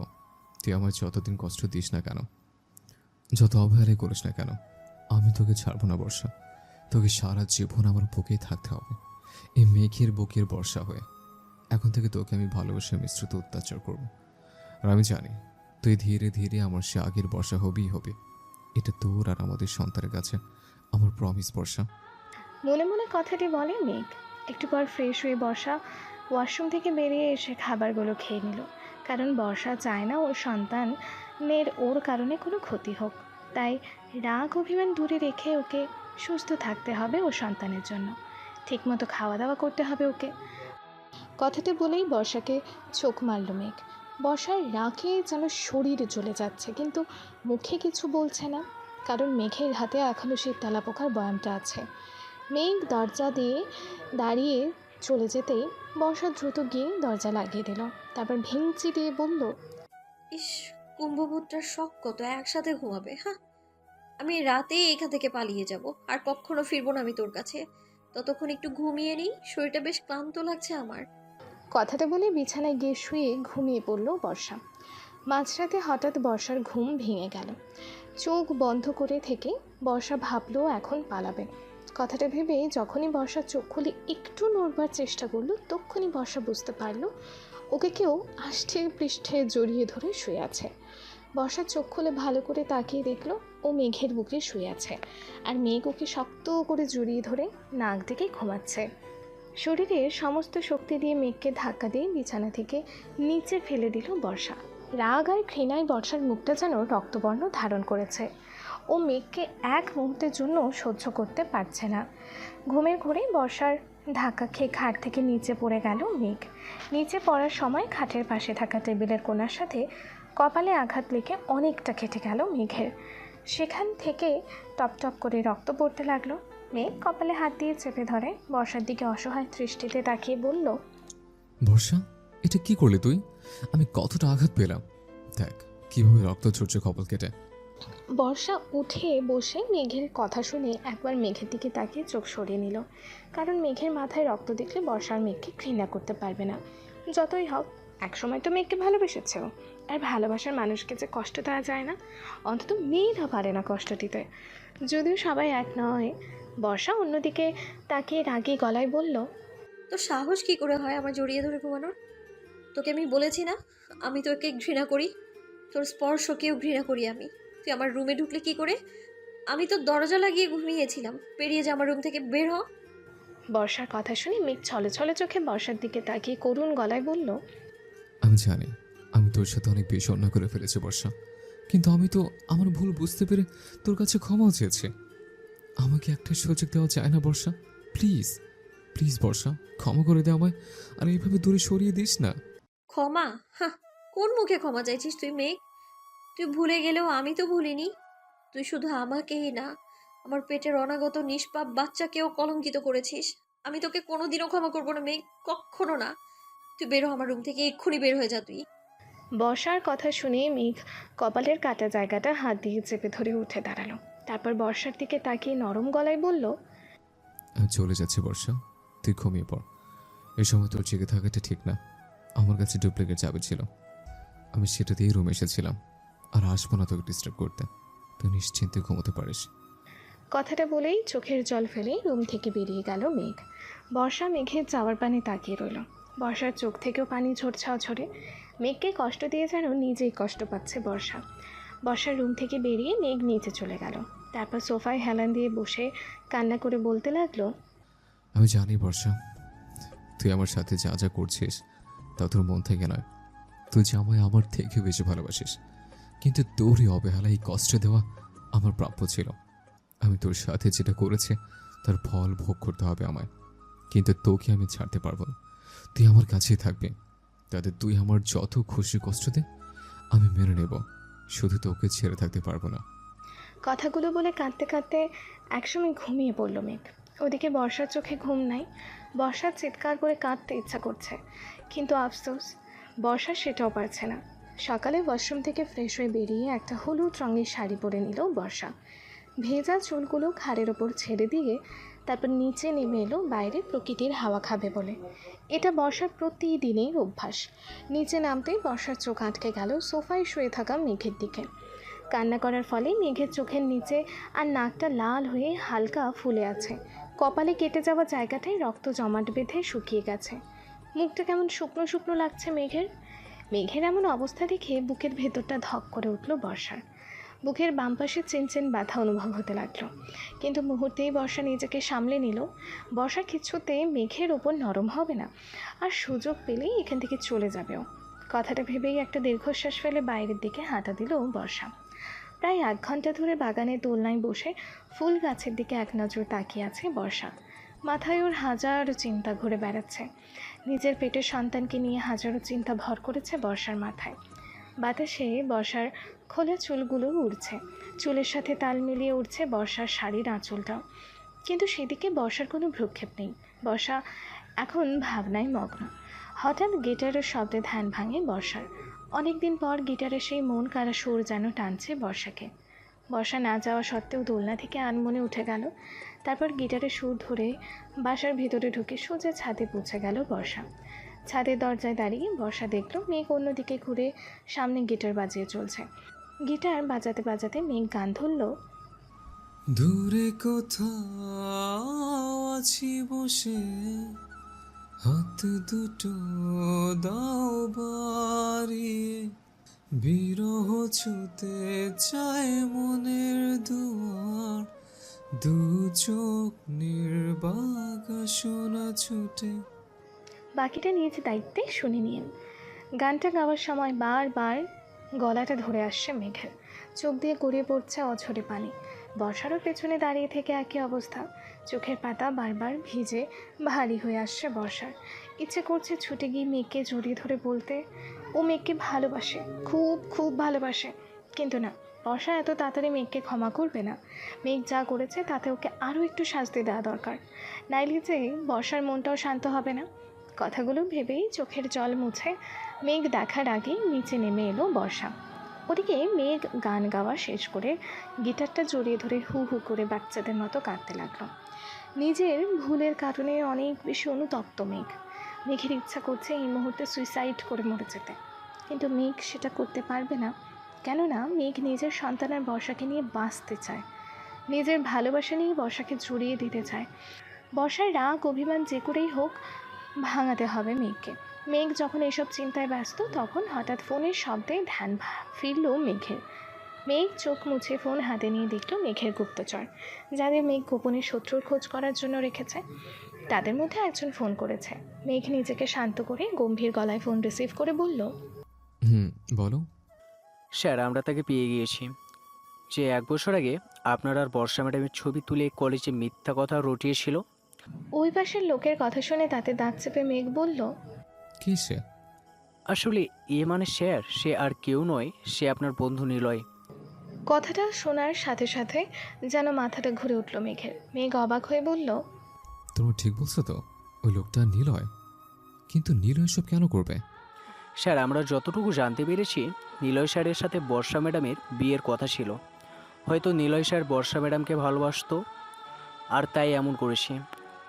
কথাটা শুনে মাথায় যেন রক্ত উঠে গেল মেঘের। মেঘ রাগী গলায় বলে উঠল, তোমরা সবাই মিলে নিলয়কে কিডন্যাপ করে আমার গোডাউনে নিয়ে বেঁধে রেখো, তারপর আমাকে খবর দাও। আর হ্যাঁ, কেউ যেন কিচ্ছু জানতে না পারে। Okay sir. কথাটা বলেই ফোনটা কেটে দিল মেঘ। তারপর ফোনটা হাতের মুঠোয় শক্ত করে ধরে বলল, নিলয়, তুই বড্ড ভুল করে ফেলেছিস। তোকে তো আমি কি করব তা আমি নিজেও জানি না। তোর জন্য আমি আমার বর্ষাকে সন্দেহ করেছি, কত কষ্ট দিয়েছে। এমনকি আমি আমার নিজের সন্তানকে ভুল বুঝে নষ্ট বলেছি। তোকে আমি ছাড়বো না নিলয়। তৈরি হ তুই মেঘ চৌধুরীর হাতে মরার জন্য। ফোনে কথা বলা শেষ করে গিটার হাতে ছাদ থেকে নিচে নেমে এলো মেঘ। তারপর রুমে গিয়ে ফ্রেশ হয়ে রেডি হয়ে নিচে নামতে লাগলো। নিচে নেমে 2টো সিঁড়ি বাদ থাকতে সোফায় বসে থাকা বর্ষাকে দেখে থেমে গেল মেঘ। বর্ষাও মেঘের দিকেই তাকিয়ে আছে। হলুদ শাড়ি আর খোলা চুলেই যেন নজর কাড়া সুন্দর লাগছে বর্ষাকে। মুখে কোনো সাজ না থাকলেও চেহারায় যেন একটা আকর্ষণ কাজ করছে মেঘের জন্য। মেঘ পরেছে একটা সাদা রঙের শার্ট, সাথে জিন্স প্যান্ট। শার্টের হাতা দুটো ফোল্ড করা, চুলগুলো আধো ভেজা, হাতে দামি ঘড়ি। মেঘকে আজ অনেক বেশি কিউট আর হ্যান্ডসাম লাগছে বর্ষার কাছে, কিন্তু মেঘের কপালের কাটা দাগটা দেখে বুকের ভেতরটা ধক করে উঠল বর্ষার। বর্ষা মেঘের দিক থেকে চোখ সরিয়ে নিচের দিকে তাকালো। মেঘ বর্ষার কাছে এগিয়ে আসতে লাগলো। মেঘকে এগিয়ে আসতে দেখে বর্ষা উঠে দাঁড়িয়ে সেখান থেকে চলে যেতে নিল। আর তখনই মেঘ গিয়ে বর্ষার হাত ধরে টান দিয়ে নিজের কাছে এনে কোমর জড়িয়ে ধরল। তারপর বর্ষার কপালে চুমু এগিয়ে দিয়ে বলল, আমার থেকে যত দূরে যাওয়ার চেষ্টা করিস না কেন, মনে রাখবি তুই শুধু আমারই। আমার বুকের মাঝে শুধু তুই আছিস। আমার ভুলটা যেমন ভেঙেছে, তেমনি একদিন তোর ভুলও ভাঙবে, আর তুই আমায় আপন করে নিবি সরিষা। আমি সেদিন অপেক্ষায় রইলাম। কথাটা বলে বর্ষাকে ছেড়ে দিয়ে আবারও জড়িয়ে ধরল মেঘ। বর্ষা মেঘের এমন কাণ্ড দেখে রাগী মুখ করে কিছু বলবে তার আগেই মেঘ বর্ষার ঠোঁট দখল করে নিল। মেঘের আচমকা এমন কাণ্ডে চোখ বন্ধ করে আবারও বড় বড় করে তাকালো বর্ষা। একটু পর বর্ষাকে ছেড়ে দিয়ে মেঘ বাঁকা হেসে বলল, শুনেছি সরিষা ফুলের মধু নাকি খুব মিষ্টি আর সুস্বাদু হয়, কিন্তু সেটা যে এতটা মিষ্টি হবে তা জানতাম না। ইস, আবার একটু খেতে ইচ্ছা করছে। না থাক, ওটা না হয় পর এক সময় খাওয়া যাবে। এখন আবার খেতে গেলে আমার কপালে মৌমাছির ফুল ফোটাবে নিশ্চিত। মেঘের কথা শুনে আর মেঘের কাণ্ড কলাপ দেখে বর্ষা কী বলবে বা কী করবে বুঝতে পারছে না, তাই রাগী লোকে তাকিয়ে আছে মেঘের দিকে। মেঘ বর্ষাকে রাগ করতে দেখে নরম সুরে বলল, এত রাগ করার কিছু নেই, এটা ভালো কাজে যাচ্ছে, তাই যাওয়ার আগে মিষ্টি পুরটা করে নিলাম। কথাটা বলেই বর্ষাকে একটা চোখ টিপ মেরে চলে গেল মেঘ। আর বর্ষা মেঘের চলে যাওয়ার দিকে হাঁ করে তাকিয়ে রইল। কেন জানে না বর্ষার একটুও রাগ বা ঘৃণা হচ্ছে না মেঘের ওপর। তবে বর্ষার একটা জিনিস ভেবে খটকা লাগছে যে হঠাৎ মেঘের কী হলো যে ও এতটা খুশি, আর কি এমন ভালো কাজে গেল ও এখন। গোডাউনে পৌঁছে মেঘ সোজা চলে গেল নিলয়ের কাছে। মেঘের লোকেরা নিলয়কে একটি চেয়ারে বেঁধে রেখেছে। মেঘকে দেখে নিলয় বলে উঠল, দোস্ত আমায় বাঁচা। এই দেখ, এই লোকগুলো আমায় কিডন্যাপ করে এনে বেঁধে রেখেছে। কেন এমন করছে আমি তাও জানি না। দোস্ত তুই আমায় বাঁচা প্লিজ। নিলয়ের কথা শুনে মেঘ ওর লোকেদের ইশারা করলো নিলয়ের বাঁধন খুলে দিতে। মেঘের ইশারা পেয়ে দুজন লোক নিলয়ের বাঁধন খুলে দিল। বাঁধন খুলতে নিলয় উঠে চলে যেতে নিলে মেঘ বলল, আরে দোস্ত, কই যাস তুই? তোর সাথে আমার কথা আছে, তাই তো তোকে কিডন্যাপ করতে বলেছিলাম ওদের। মেঘের কথা শুনে নিলয় অবাক হয়ে ভ্রু কুঁচকে বলল, তুই আমায় কিডন্যাপ করেছিস, কিন্তু কেন মেঘ? আরে ভাই, আগে এখানে চুপটি করে একটু বসবি তো, তারপর সব বলছি তোকে। মেঘের কথা শুনে ভয় করলো নিলয় চেয়ারে বসলো। নিলয়ের সামনে চেয়ারে পায়ের ওপর পা তুলে মেঘ বসে ওর লোকেদের বলল, এই তোমরা যাও তো, আমাদের দুই বন্ধুর জন্য গরম গরম কফি নিয়ে আসো। কফিটা যেন খুব গরম হয়, আর তাড়াতাড়ি আনবা, বুঝলাম? মেঘের কথা শুনে ওর লোকেরা কফি আনতে চলে গেল। এদিকে মেঘের এমন আচরণে নিলয় যেমন অবাক হচ্ছে তেমনি পাচ্ছে ভয়। নিলয় মেঘকে কাঁপা কাঁপা গলায় জিজ্ঞেস করলো, তো তুই আমায় কেন কিডন্যাপ করেছিস মেঘ? আমায় বললেই তো আমি চলে আসতাম। আরে দোস্ত, তুই এত ঘামছিস কেন? আর এত ভয় পাচ্ছিস কেন বলতো? আমি তো তোর সাথে মজা করে তোকে এখানে নিয়ে এসেছি। আচ্ছা বাদ দে এসব, এখন বল তোর পেট দাওয়াত দিচ্ছিস কবে? মেঘের কথা শুনে অজানা ভয়ে শুকনো ঢোক গিলল নিলয়। তারপর জোর করে হাসি দেওয়ার চেষ্টা করে বলল, যখন বিয়ে করব তখন তো তোকে জানাবোই, আর দাওয়া তো দিব। তাই? তাহলে বর্ষার সাথে তো যখন বিয়ে হচ্ছিল তখন দাওয়াত দিল না কেন? এমনকি জানালিও না। মেঘের কথা শুনে নিলয়ের মুখটা এবার ভয়ে চুপসে গেল। নিলয় কী বলবে বুঝতে পারছে না। অসম্ভব পরিমাণে ঘামছে নিলয়। তখনই মেঘের লোকেরা কফি নিয়ে এলো মেঘ আর নিলয়ের জন্য। মেঘ এক মগ কফি নিজে নিয়ে আরেক মগ নিলয়ের দিকে এগিয়ে দিয়ে বলল, এই নে দোস্ত, কফি খা। এত ভয় পাওয়ার কিচ্ছু নেই, আমি তোকে কিচ্ছু করবো না, শুধু কিছু কথা জানতে চাইবো। আশা করি তুই আমাকে সবগুলো সত্যি বলবি। কি জানতে চাস তুই মেঘ? কোন সত্যি কথার কথা বলছিস তুই আমায়? নিলয়ের কথা শুনে মেঘ কফিতে চুমুক দিয়ে গম্ভীর গলায় বলল, 1 বছর আগে কলেজে যে ঝামেলাটা হয়েছিল, বর্ষাকে আমি ধর্ষণ করতে চেয়েছি এটা বলে যে আমায় গণধোলাই খেতে হয়েছিল, সেটা তোর প্ল্যান ছিল, তাই না? মেঘের কথা শুনে নিলয়ের এবার প্রাণ যায় যায় অবস্থা। নিলয় ভয়ে কয়েকবার শুকনো ঢোক গিলে বলল, এইসব ফালতু কথা তোকে কে বলেছে মেঘ? আমি কেন আমার বেস্ট ফ্রেন্ডের সাথে এমন করব? কিছু না জানার ভাব করে বলল নিলয়। নিলয়ের মিথ্যে কথা শুনে এবার রাগ উঠে গেল মেঘের। মেঘ সামনে থাকা নিলয়ের জন্য রাখা কফির মগটা তুলে সবটুকু কফি নিলয়ের মুখ বরাবর ছুঁড়ে মারল। এতক্ষণে কফির গরম একটু কমে যাওয়ায় নিলয়ের মুখটা পোড়ার বদলে কিছুটা লাল হয়ে গেল। নিলয় চিৎকার করে মুখে হাত দিয়ে বলল, এটা তুই কি করলি মেঘ? আমার মুখটা তো জ্বলে গেল। ইস, সরি সরি রে নিলয়, আমি আসলে খেয়াল করিনি। তুই কিছু মনে করিস না প্লিজ। আচ্ছা বাদ দে, এখন বল, কলেজের ঘটনাটা তুই ঘটিয়েছিলি সেটা আমি জানি, কিন্তু কেন ঘটিয়েছিলি সেটা বল। কেন নিজের বেস্ট ফ্রেন্ডের সাথে এমন করলি? সত্যি কথা না বললে তোর জন্য খুব খারাপ হয়ে যাবে, তাই যা বলবি সত্যি করে বল। মেঘের কথা শুনে নিলয় বুঝতে পারল ওর আর কোনো উপায় নেই। এখন সত্যিটা না বললে মেঘ ওর সাথে যা খুশি করতে পারে। তাই নিলয় বলতে শুরু করলো, হ্যাঁ, আমি সেদিন কলেজে ওই ঘটনাটা ঘটিয়ে বর্ষার নাম দিয়েছিলাম তোর কাছে, কারণ তোর মতো আমিও বর্ষাকে পছন্দ করতাম, ভালোবাসতাম। কিন্তু সেদিন বর্ষা তোর প্রপোজ অ্যাকসেপ্ট করায় আমি খুব রেগে যাই, তোর পর হিংসা হয় আমার। তাই আমি তোদের আলাদা করতে ওই খেলাটা খেলি। তারপর বর্ষাকে আমি বিয়েও করতে গেছিলাম, কিন্তু তুই বর্ষাকে সে আমার থেকে কেড়েই নিলি মেঘ। এতটুকু বলে থামলো নিলয়। নিলয়ের কথা শুনে শান্ত গলায় মেঘ বলল, কাউকে ভালোবাসা পাপ নয়, আর আমি জানি ভালোবাসার মানুষকে পাওয়ার জন্য মানুষ সব কিছুই করে। কিন্তু এতটা ভালোই যখন বাসতে, তাহলে তুই বর্ষাকে তাহলে বিয়ের আসর থেকে বর্ষা পালিয়েছে শুনে চলে কেন গেছিলে? কেন বর্ষাকে খোঁজার চেষ্টা করলি না? আমি বর্ষাকে বিয়ে করতে চাইছিলাম, কিন্তু ও অন্য কারোর সাথে পালিয়ে গেছে জানলে সমাজের লোক আমায় থুথু দিত। তাই বিয়ে না করে চলে আসি। নিলয়ের কথা শুনে মেঘ হাতে থুড়ি বাজিয়ে বলল, বাহ বাহ নিলয়, তোর ভালোবাসার প্রশংসা না করে পারছি না। একটা মেয়ে বিয়ের আসর থেকে হঠাৎ হারিয়ে গেল, তাকে তুই ভালোবাসিস, অথচ মেয়েটা পালিয়ে গেছে নাকি তার কোনো বিপদ হয়েছে? এটা খোঁজ না নিয়ে তুই সমাজের লোকের কথায় ভয়ে বিয়ে না করে চলে গেলি। কেমন ভালোবাসা তোর? শান্ত গলায় এতটুকু বলেই উঠে দাঁড়ালো মেঘ। তারপর নিলয়ের শার্টের কলার ধরে চেয়ার থেকে তিনি তুলে টানতে টানতে নিয়ে গেল গাড়িতে। মেঘের সাথে মেঘের লোকেরাও গাড়িতে গিয়ে বসলো। নিলয় মেঘের এমন রাগী লোক দেখে ভয়ে কাবু হয়ে বলল, তুই আমাকে কোথায় নিয়ে যাচ্ছিস মেঘ? ছেড়ে দে আমায় প্লিজ মেঘ, আমায় ক্ষমা কর। নিলয়ের কথার কোনো উত্তর না দিয়ে নিলয়কে নিয়ে সোজা নিজের বাসার সামনে এসে গাড়ি থামালো মেঘ। তারপর গাড়ি থেকে নেমে নিলয়ের কলার ধরে টানতে টানতে নিলয়কে বাসার ভেতর নিয়ে গেল। আর ওর লোকেদের ইশারায় কিছু একটা বলে দিল মেঘ। নিলয়কে টানতে টানতে নিয়ে গিয়ে বর্ষার সামনে ধাক্কা দিয়ে ফেলে দিল মেঘ। বর্ষা বাগানের দোলনায় বসেছিল। নিলয়কে এভাবে ফেলে দিতে দেখে বর্ষা দোলনা থেকে উঠে দাঁড়িয়ে অবাক হয়ে মেঘের দিকে তাকিয়ে রইল। নিলয়কে টানতে টানতে নিয়ে গিয়ে বর্ষার সামনে ধাক্কা দিয়ে ফেলে দিল মেঘ। বর্ষা বাগানের দোলনায় বসেছিল। নিলয়কে এভাবে ফেলে দিতে দেখে বর্ষা দোলনা থেকে উঠে দাঁড়িয়ে অবাক হয়ে মেঘের দিকে তাকিয়ে রইল। বর্ষাকে অবাক হয়ে তাকিয়ে থাকতে দেখে মেঘ গিয়ে নিলয়কে কলার ধরে টেনে তুলে বলল, এবার বল নিলয়, 1 বছর আগে তুই কি করেছিস আর কেন করেছিস? মেঘের কথা শুনে বর্ষা ভ্রু কুঁচকে মেঘের দিকে একবার আর নিলয়ের দিকে আরেকবার তাকিয়ে আছে। নিলয় আমতা আমতা করে মেঘকে বলল, প্লিজ দোস্ত, ছেড়ে দে না আমায়।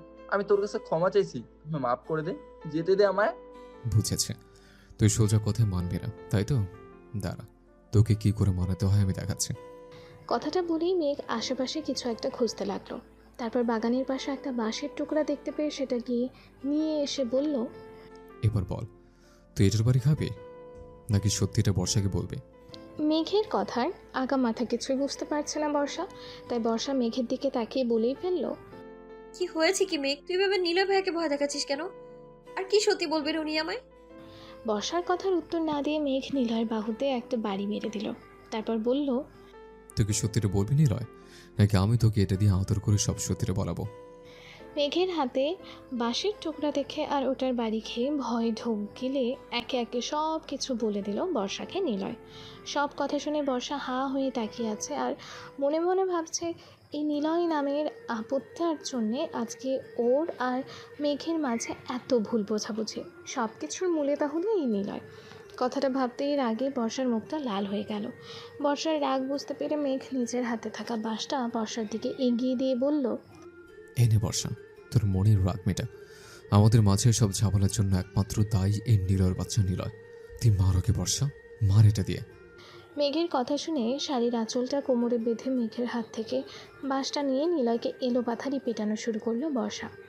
আর মেঘ নিলয়ের হাত দুটো ধরে রাখলো যেন নিলয় কিছু করতে না পারে। নিলয়কে পেটাচ্ছে আর বলছে বর্ষা, হারামি শয়তান, রাম ছাগল বেটা, কুমির, তোর জন্য আজকে আমার এই অবস্থা। শালা তোকে আজকে আমি মেরেই ফেলবো বেটা হনুমান। আমি ভালোবাসিস তুই তাই না? তোর ভালোবাসা আজকে আমি কেলিয়ে বের করবো। এইসব কথা বকছে আর ইচ্ছা মতো নিলয়কে বাঁশ দিয়ে ধোলাই করছে বর্ষা। এদিকে নিলয় সমানে চিৎকার করে বর্ষাকে থামতে বলছে, মাপ চাইছে। সেদিকে বর্ষার কোনো হেলদোল নেই। বেশ কিছুক্ষণ পেটানোর পর বর্ষা ক্লান্ত হয়ে বাঁশটা ফেলে দোলনায় গিয়ে বসে পড়ল। তারপর বলল, দাঁড়া বেটা, হাতির হবু জামাই অ্যানাকোন্ডা, একটু জিরিয়ে নিই, তারপর তোরে আবার ধুলাই করবো আমি। এদিকে নিলয়ের হাল বেহাল, বেচারা মাটিতে বসে পড়েছে, আর মেঘ পাশে দাঁড়িয়ে মুচকি মুচকি হাসছে। মেঘের আগে থেকেই ধারণা আছে বর্ষার রাগ সম্পর্কে। কলেজে পড়াকালীন একটা বখাটে ছেলে বর্ষাকে দেখে শীষ বাজিয়ে বাজে কথা বলায় বর্ষা আচ্ছা মতো ধোলাই দিয়েছিল ছেলেটাকে। আর ছেলেটা কিছু বলতে পারেনি, কারণ বর্ষার সাথে মেঘ ছিল। তাই ইচ্ছা করেই নিলয়কে নিজে না মেরে বর্ষার কাছে নিয়ে এসেছে মেঘ। একটু পর মেঘের লোকেরা পুলিশ নিয়ে এলো মেঘের বাসায়। মেঘ নিলয়কে পুলিশের হাতে তুলে দিয়ে কিছু টাকা দিয়ে নিলয়ের কঠোর শাস্তি দেওয়ার কথা বলে দিল। সাথে মানহানি আর ইফটিজিং করার মামলা করলো। পুলিশ নিলয়কে নিয়ে চলে গেল। নিলয়কে নিয়ে পুলিশ চলে গেলে মেঘ এসে বর্ষার পাশে দোলনায় বসে বলল, অনেকদিন পর খুব ভালো একটা বিনোদন পেলাম। তোর সেই টাকিনি রূপটা আবার দেখতে পেলাম। ইস, রাগলে তোকে যে দারুণ লাগে রে সরিষা। মেঘের কথা শুনে মেঘের দিকে মুচকি হেসে তাকালো বর্ষা। তারপর দাঁতে দাঁত চেপে বলল, আমার ডাকিনী রূপটা সত্যিই অনেক সুন্দর, তাই না রে কুম্ভভূত? কিন্তু বিনোদনটা তো এখনো শেষ হয়নি, তবে এবার হবে। বর্ষার কথা শুনে ভ্রুকুচকে তাকিয়ে মেঘ বলল, নীলয়কে পুলিশে নিয়ে গেল, তাহলে আর বিনোদন কি করে হবে? দাঁড়া, দেখাচ্ছি কি করে হবে। কথাটা বলেই সেই বাঁশটা আবারও হাতে তুলে নিল বর্ষা। তারপর মেঘের দিকে এগিয়ে এসে মেঘকে মারতে মারতে বলতে লাগলো, বেটা কুম্ভভূত, রাক্ষস, খোপকোষ, বান্দর, হনুমান, কুমড়ো পটাশ, তুই ভালো করে খোঁজ না নিয়ে অনেক কষ্ট দিয়েছিস আমায়। আজকে তোকে হাড়ে হাড়ে বোঝাবো সন্দেহ করার মজা কাকে বলে। দাঁড়া বলছি, দাঁড়া। কোথায় পালাচ্ছিস তুই, হ্যাঁ বেটা ডাইনোসর? কথাগুলো বলছে আর মেঘের পিছু পিছু হাঁটতে হাঁটতে মেঘকেই মারছে বর্ষা। বর্ষার হাতে মার খেয়ে মেঘ সমানে পিছাচ্ছে আর বলছে, আমার ভুল হয়ে গেছে বর্ষা, প্লিজ এবারের মতো মাফ কর। উফ, আমার লাগছে তো। আউচ, ছেড়ে দিন আমায় প্লিজ বর্ষা, আমি না তোর স্বামী। কথাগুলো বলে পেছাতে পেছাতে সুইমিং পুলের কাছে গিয়ে ধপাত করে সুইমিং পুলে পা পিছলে পড়ে গেল মেঘ। মেঘকে পানিতে পড়তে দেখে বর্ষা হাসতে হাসতে বলল, বেশ হয়েছে, ভালো হয়েছে, এবার থাক তুই পানিতে। আমি তোকে একটু উপরে আসতে দিব না। উপরে উঠতে নিলে এটার মায়ের খাবি তুই। বর্ষার কথা শুনে মেঘ একবার পানিতে ডুবছে তো আরেকবার উঠছে, এমন করছে আর বলছে, বর্ষা আমি বাঁচা, আমি সাঁতার জানি না, আমি ডুবে যাচ্ছি, বাঁচা আমায়। মেঘের এমন অবস্থা দেখে বর্ষার হাত থেকে বাঁশের টুকরাটা পড়ে গেল। বর্ষা এতক্ষণ লেগে থাকলেও এখন সব রাগ চলে গিয়ে ভয় বাসা বাঁধল বর্ষার মনে। মেঘকে ডুবে যেতে দেখে বর্ষা কিছু না ভেবেই সুইমিং পুলে ঝাঁপ দিল। কিন্তু সুইমিং পুলে ঝাঁপ দেওয়ার পর মেঘকে কী বাঁচাবে, উল্টো বর্ষাই ডুবে যেতে লাগলো, কারণ বর্ষা তো সাঁতারই জানে না। বর্ষাকে ডুবে যেতে দেখে মেঘ দ্রুত সাঁতার কেটে বর্ষাকে পাড়ে তুলে কোলের করে ওপরে উঠিয়ে আনলো। ততক্ষণে বর্ষা বেশ কয়েক ঢোক পানি খেয়েছে, তবে বর্ষার এখনও সেন্স আছে। সুইমিং পুল থেকে উপরে উঠে মেঘ উত্তেজিত কণ্ঠে জিজ্ঞেস করলো, তোর কিছু হয়নি তো বর্ষা? তুই ঠিক আছিস তো?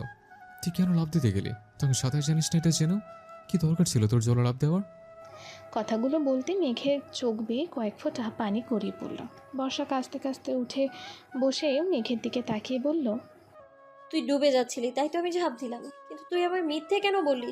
তুই যে সাঁতার জানিস না, এটা মিথ্যে ছিল। আমি তো তোর মায়ের হাত থেকে বাঁচার জন্য মজা করে বলেছে। আমি কি জানতাম আমার মজা করাটাকে তুই সিরিয়াসলি নিয়ে লাভ দিবি?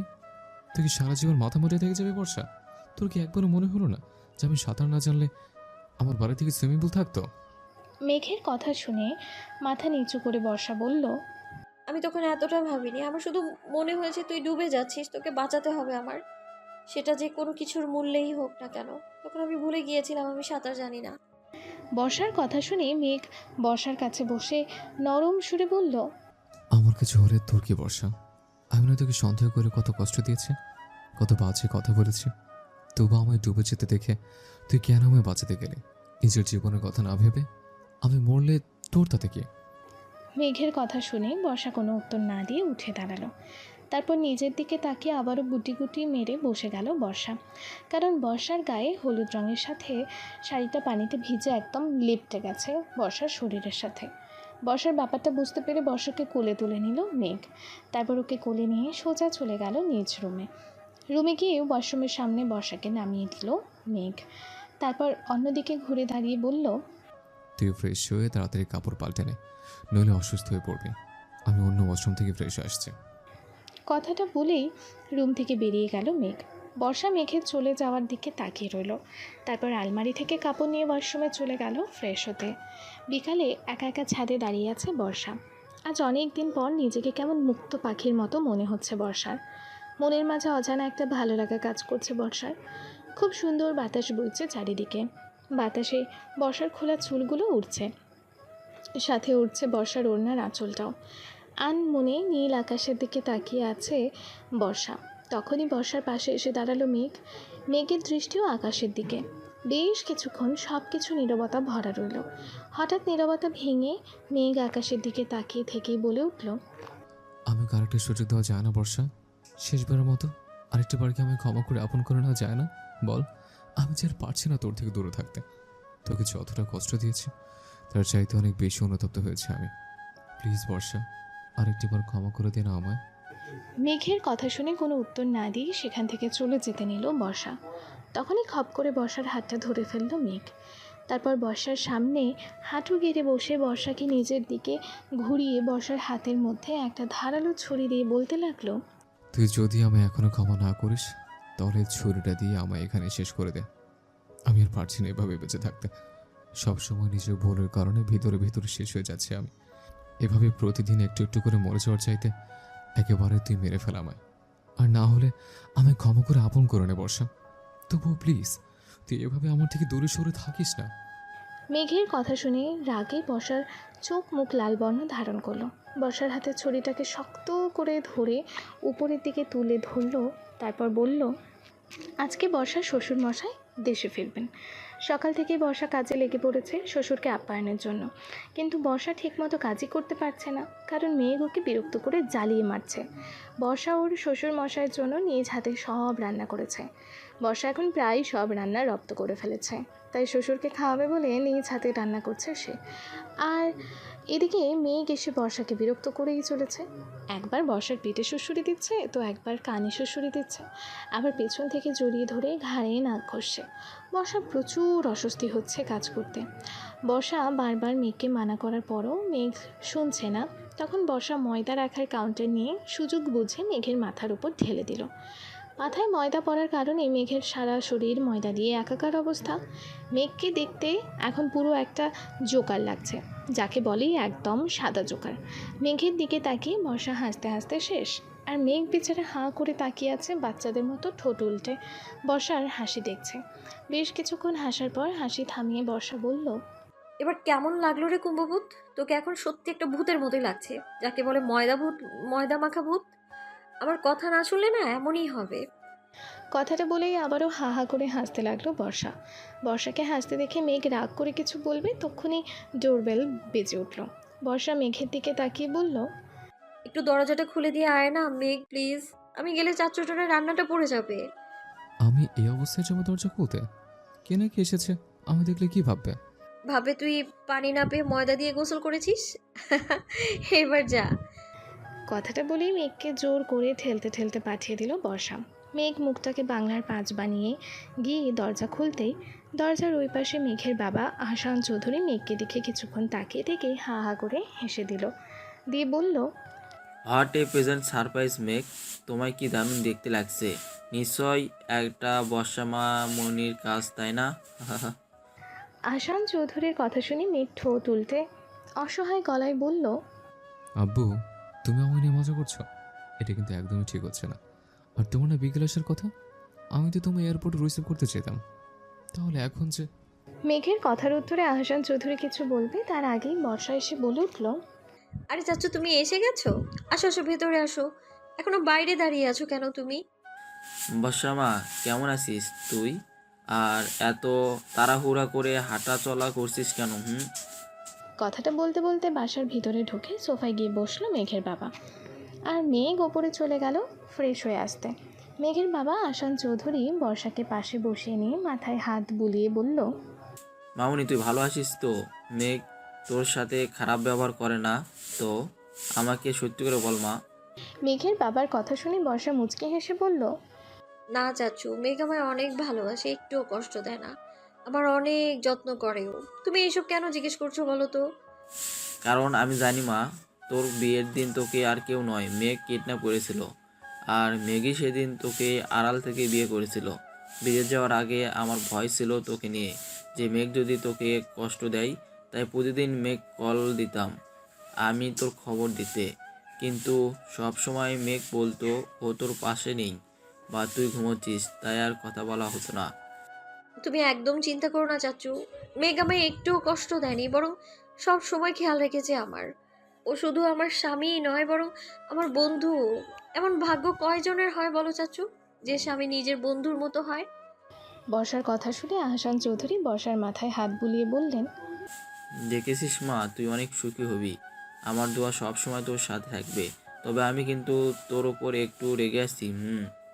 মা, তুমি আবার রেগে আছো কেন চাচু? আমি আবার কি করলাম? আমার অপরাধটা কি বলো? এই যে তুই আমায় এখনো চাচ্চু বলে ডাকিস। আরে আমি চাচ্চুর পর এখন তোর শ্বশুর মশাই, তাই আমায় তুই আব্বু বলে ডাকি, বুঝলি মামুনি? আহসান চৌধুরীর কথা শুনে মুচকি হাসল বর্ষা। তারপর বলল, ওকে আমার আব্বু জান, তাই হবে। তারপর দুজনেই হেসে দিল। বিদেশ থেকে আসার সময় আহসান চৌধুরী অনেকগুলো খেলনা আর ছোট ছোট জামা কাপড় নিয়ে এসেছেন তার হবু নাতি বা নাতনির জন্য। আহসান চৌধুরীকে দেখেই বোঝা যাচ্ছে তিনি কতটা খুশি। বিকেলে ছাদে দাঁড়িয়ে আছে বর্ষা। বর্ষা একটা কলাপাতা রঙের শাড়ি পরেছে, সাথে হাতে ম্যাচিং চুড়ি, কানে ছোট্ট দুটো ঝুমকো, গলায় সোনার লকেটওয়ালা চিকন চেন, চোখে গাঢ় কাজল, ঠোঁটে হালকা লিপস্টিক। চুলগুলো আর শাড়ির আঁচলটা বাতাসে উঠছে আপন মনে। সেদিকে বর্ষার কোনো নজর নেই। বর্ষা আনমনে তাকিয়ে আছে আকাশের দিকে। হঠাৎ মেঘের ছোঁয়ায় ধ্যান ভাঙল বর্ষার। মেঘ পেছন থেকে বর্ষাকে জড়িয়ে ধরে বর্ষার চুলের মাঝে মুখ গুজে বলল, সরি জান। মেঘের কথা শুনে অবাক হয়ে মেঘের দিকে ফিরে তাকালো বর্ষা। তারপর ভ্রু কুঁচকে জিজ্ঞেস করলো, সরি কেন বলছিস মেঘ? আব্বুর সাথে যদি কথাগুলো বলছিলে, আমি আড়াল থেকে সব শুনেছি। আমি তোকে এতটা কষ্ট দেওয়ার পরেও তুই আমার বিষয় আব্বুকে কিছু বলিস না, বরং সবসময় আমার সম্পর্কে ভালো বলে গেলি। সত্যি আমি অনেক বেশি অনুতপ্ত নিজের ভুলের জন্য। নিজেকে বড় বেশি অপরাধী মনে হচ্ছে আজ। মেঘের কথা শুনে মুচকি হেসে মেঘের গলা জড়িয়ে ধরল বর্ষা। তারপর মেঘের নাকের সাথে নাক ঘষে মেঘের গালে ছোট্ট করে একটা চুমু এঁকে দিয়ে বলল, তুই আমার স্বামী মেঘ। তোকে অন্যের সামনে ছোট করা মানে নিজেকে ছোট করা। তোকে কারোর সামনে খারাপ প্রমাণ করা মানে তো নিজের সম্মান নষ্ট করা। আর তাছাড়া তুই নিজের ভুল বুঝতে পেরে অনুতপ্ত হয়েছিস। আমার আর তোর উপর কোনো রাগ নেই, কোনো অভিযোগও নেই। আমি শুধু তোর এই জীবনের সাথী নই, আমি তোর অর্ধাঙ্গিনী, তোর স্ত্রী। মৃত্যুর পরেও আমি তোকেই চাই। ভালোবাসি তোকে, আমি অনেক ভালোবাসি। তুই আমার ছোট্ট সোনামণির বাবা।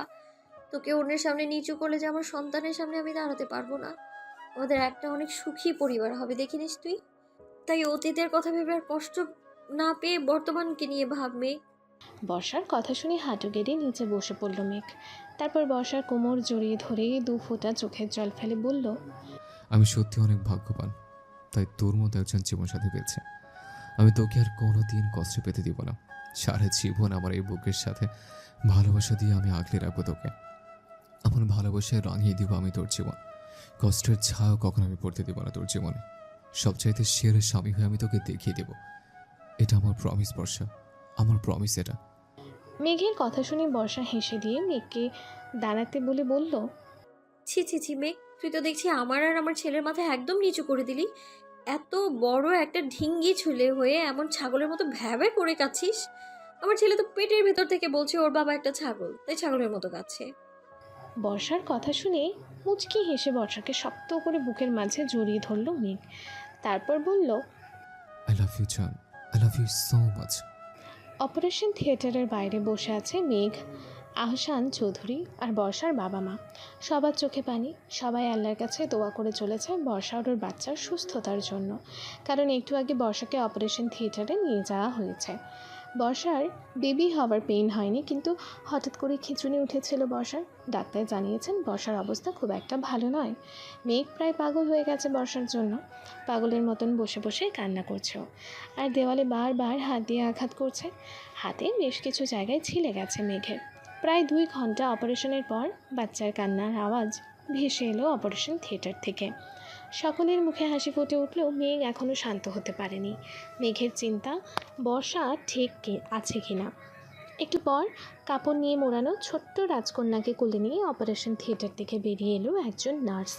তারপর বলল, বর্ষা চৌধুরীর স্বামী কি এখানে? সবাই মেঘকে দেখিয়ে দিল। নার্সটা বাচ্চাটাকে নিয়ে মেঘের কাছে এগিয়ে গিয়ে বলল, স্যার, এই নিন আপনার মেয়ে, দেখুন কি মিষ্টি দেখতে হয়েছে ওকে। নার্সের কথায় গুরুত্ব না দিয়ে বাচ্চাকে কোলে না নিয়ে মেঘ উত্তেজিত হয়ে বলে উঠল, বর্ষা কেমন আছে সিস্টার? আমার ওয়াইফ, আমার স্ত্রী বর্ষা, ও সুস্থ আছে তো? মেঘের কথা শুনে অবাক হয়ে গেল নার্স। কেননা মেঘ এখনও একবারের জন্য নিজের মেয়ের দিকে তাকায়নি, বরং ওর নজর এখনও অপারেশন থিয়েটারের দিকে, আর ও মেয়ের বদলে স্ত্রীকে নিয়ে ভাবছে। নার্সটা কিছুক্ষণ অবাক চোখে তাকিয়ে থেকে মুচকি হেসে বলল, স্যার, আপনার ওয়াইফ একদম সুস্থ আছে। ওনাকে একটু পরে বেডে দেয়া হবে, তখন দেখা করতে পারবেন। এবার তো অন্তত নিজের রাজকন্যার কথা ভাবুন। দেখুন আপনার মেয়ে কি মিষ্টি দেখতে হয়েছে। নার্সের কথা শুনে যেন দেহে প্রাণ ফিরে পেল মেঘ। নার্সের কোল থেকে মেয়েকে কোলে নিয়ে মন ভরে দেখে কপালে চুমু এঁকে দিল। সবাই মেয়েকে কোলে নিয়ে আদর করতে লাগলো। একটু পর বর্ষাকে বেডে দেওয়া হলে মেয়েকে শাশুড়ির কোলে দিয়ে বর্ষার কাছে চলে গেল। বর্ষা চোখ বন্ধ করে বেডে শুয়ে আছে। মেঘ গিয়ে বর্ষার কপালে চুমু দিয়ে বর্ষার হাত নিজের 2 হাতে মুষ্টিবদ্ধ করে ধরে হাতে চুমু দিয়ে বলল, কতটা ভয় পেয়েছিলাম জানিস তুই? কেন এমন করছিস? হ্যাঁ, কেন বুঝিস না? তোর কিছু হলে আমার নিঃশ্বাস থেমে যাবে, শেষ হয়ে যাবো আমি। তোকে ছাড়া নিজেকে চিন্তা করতেও কষ্ট হয় আমার। মেঘের কথা শুনে বর্ষা চোখ খুলে মুচকি হেসে জোর করে বলল, আরে পাগল, আমার কিছু হয়নি, তুই দেখ আমি একদম সুস্থ। আমার মেয়ে কোথায়? নিয়ে আয় ওকে, কোলে নিব আমি ওকে। তারপর বর্ষার মা বর্ষার মেয়েকে কোলে নিয়ে কেবিনে ঢুকলো। বর্ষা মেয়েকে দেখে মন ভরালো। এ যেন এক দারুণ অনুভূতি, প্রথমবার মা হওয়ার অনুভূতি, যে অনুভূতিটা শুধু একজন মাই বুঝতে পারে। 3 বছর পর মেঘ আর বর্ষার একমাত্র রাজকন্যা বৃষ্টিমণি, সকলের চোখের মণি সে। যেমন মিষ্টি দেখতে, তেমনি দুষ্টু আর জেদি, তবে খুব বেশি আদরে মেয়ে বৃষ্টি। বর্ষার পরিবারটা আজ সুখে পরিপূর্ণ। মেঘের বাবা আসান চৌধুরী নিজের বিজনেস থেকে অবসর নিয়েছেন, আর বিজনেসের সকল দায়িত্ব এখন মেঘের ঘাড়ে। মেঘ খুব দায়িত্ব নিষ্ঠার সাথে বিজনেস সামাল দিচ্ছে। ওদের জীবনটা আজ ভালোবাসা আর সুখে পরিপূর্ণতা পেয়েছে। এভাবেই ভালো থাক সকল পবিত্র ভালোবাসার মানুষের জীবন। সন্দেহ নয়, বিশ্বাসে ভরে থাক চারিদিক। রাগ বা অভিমান দিয়ে নয়, ভালোবাসা দিয়ে জয় করুক সবাই ভালোবাসার মানুষের ভালোবাসা।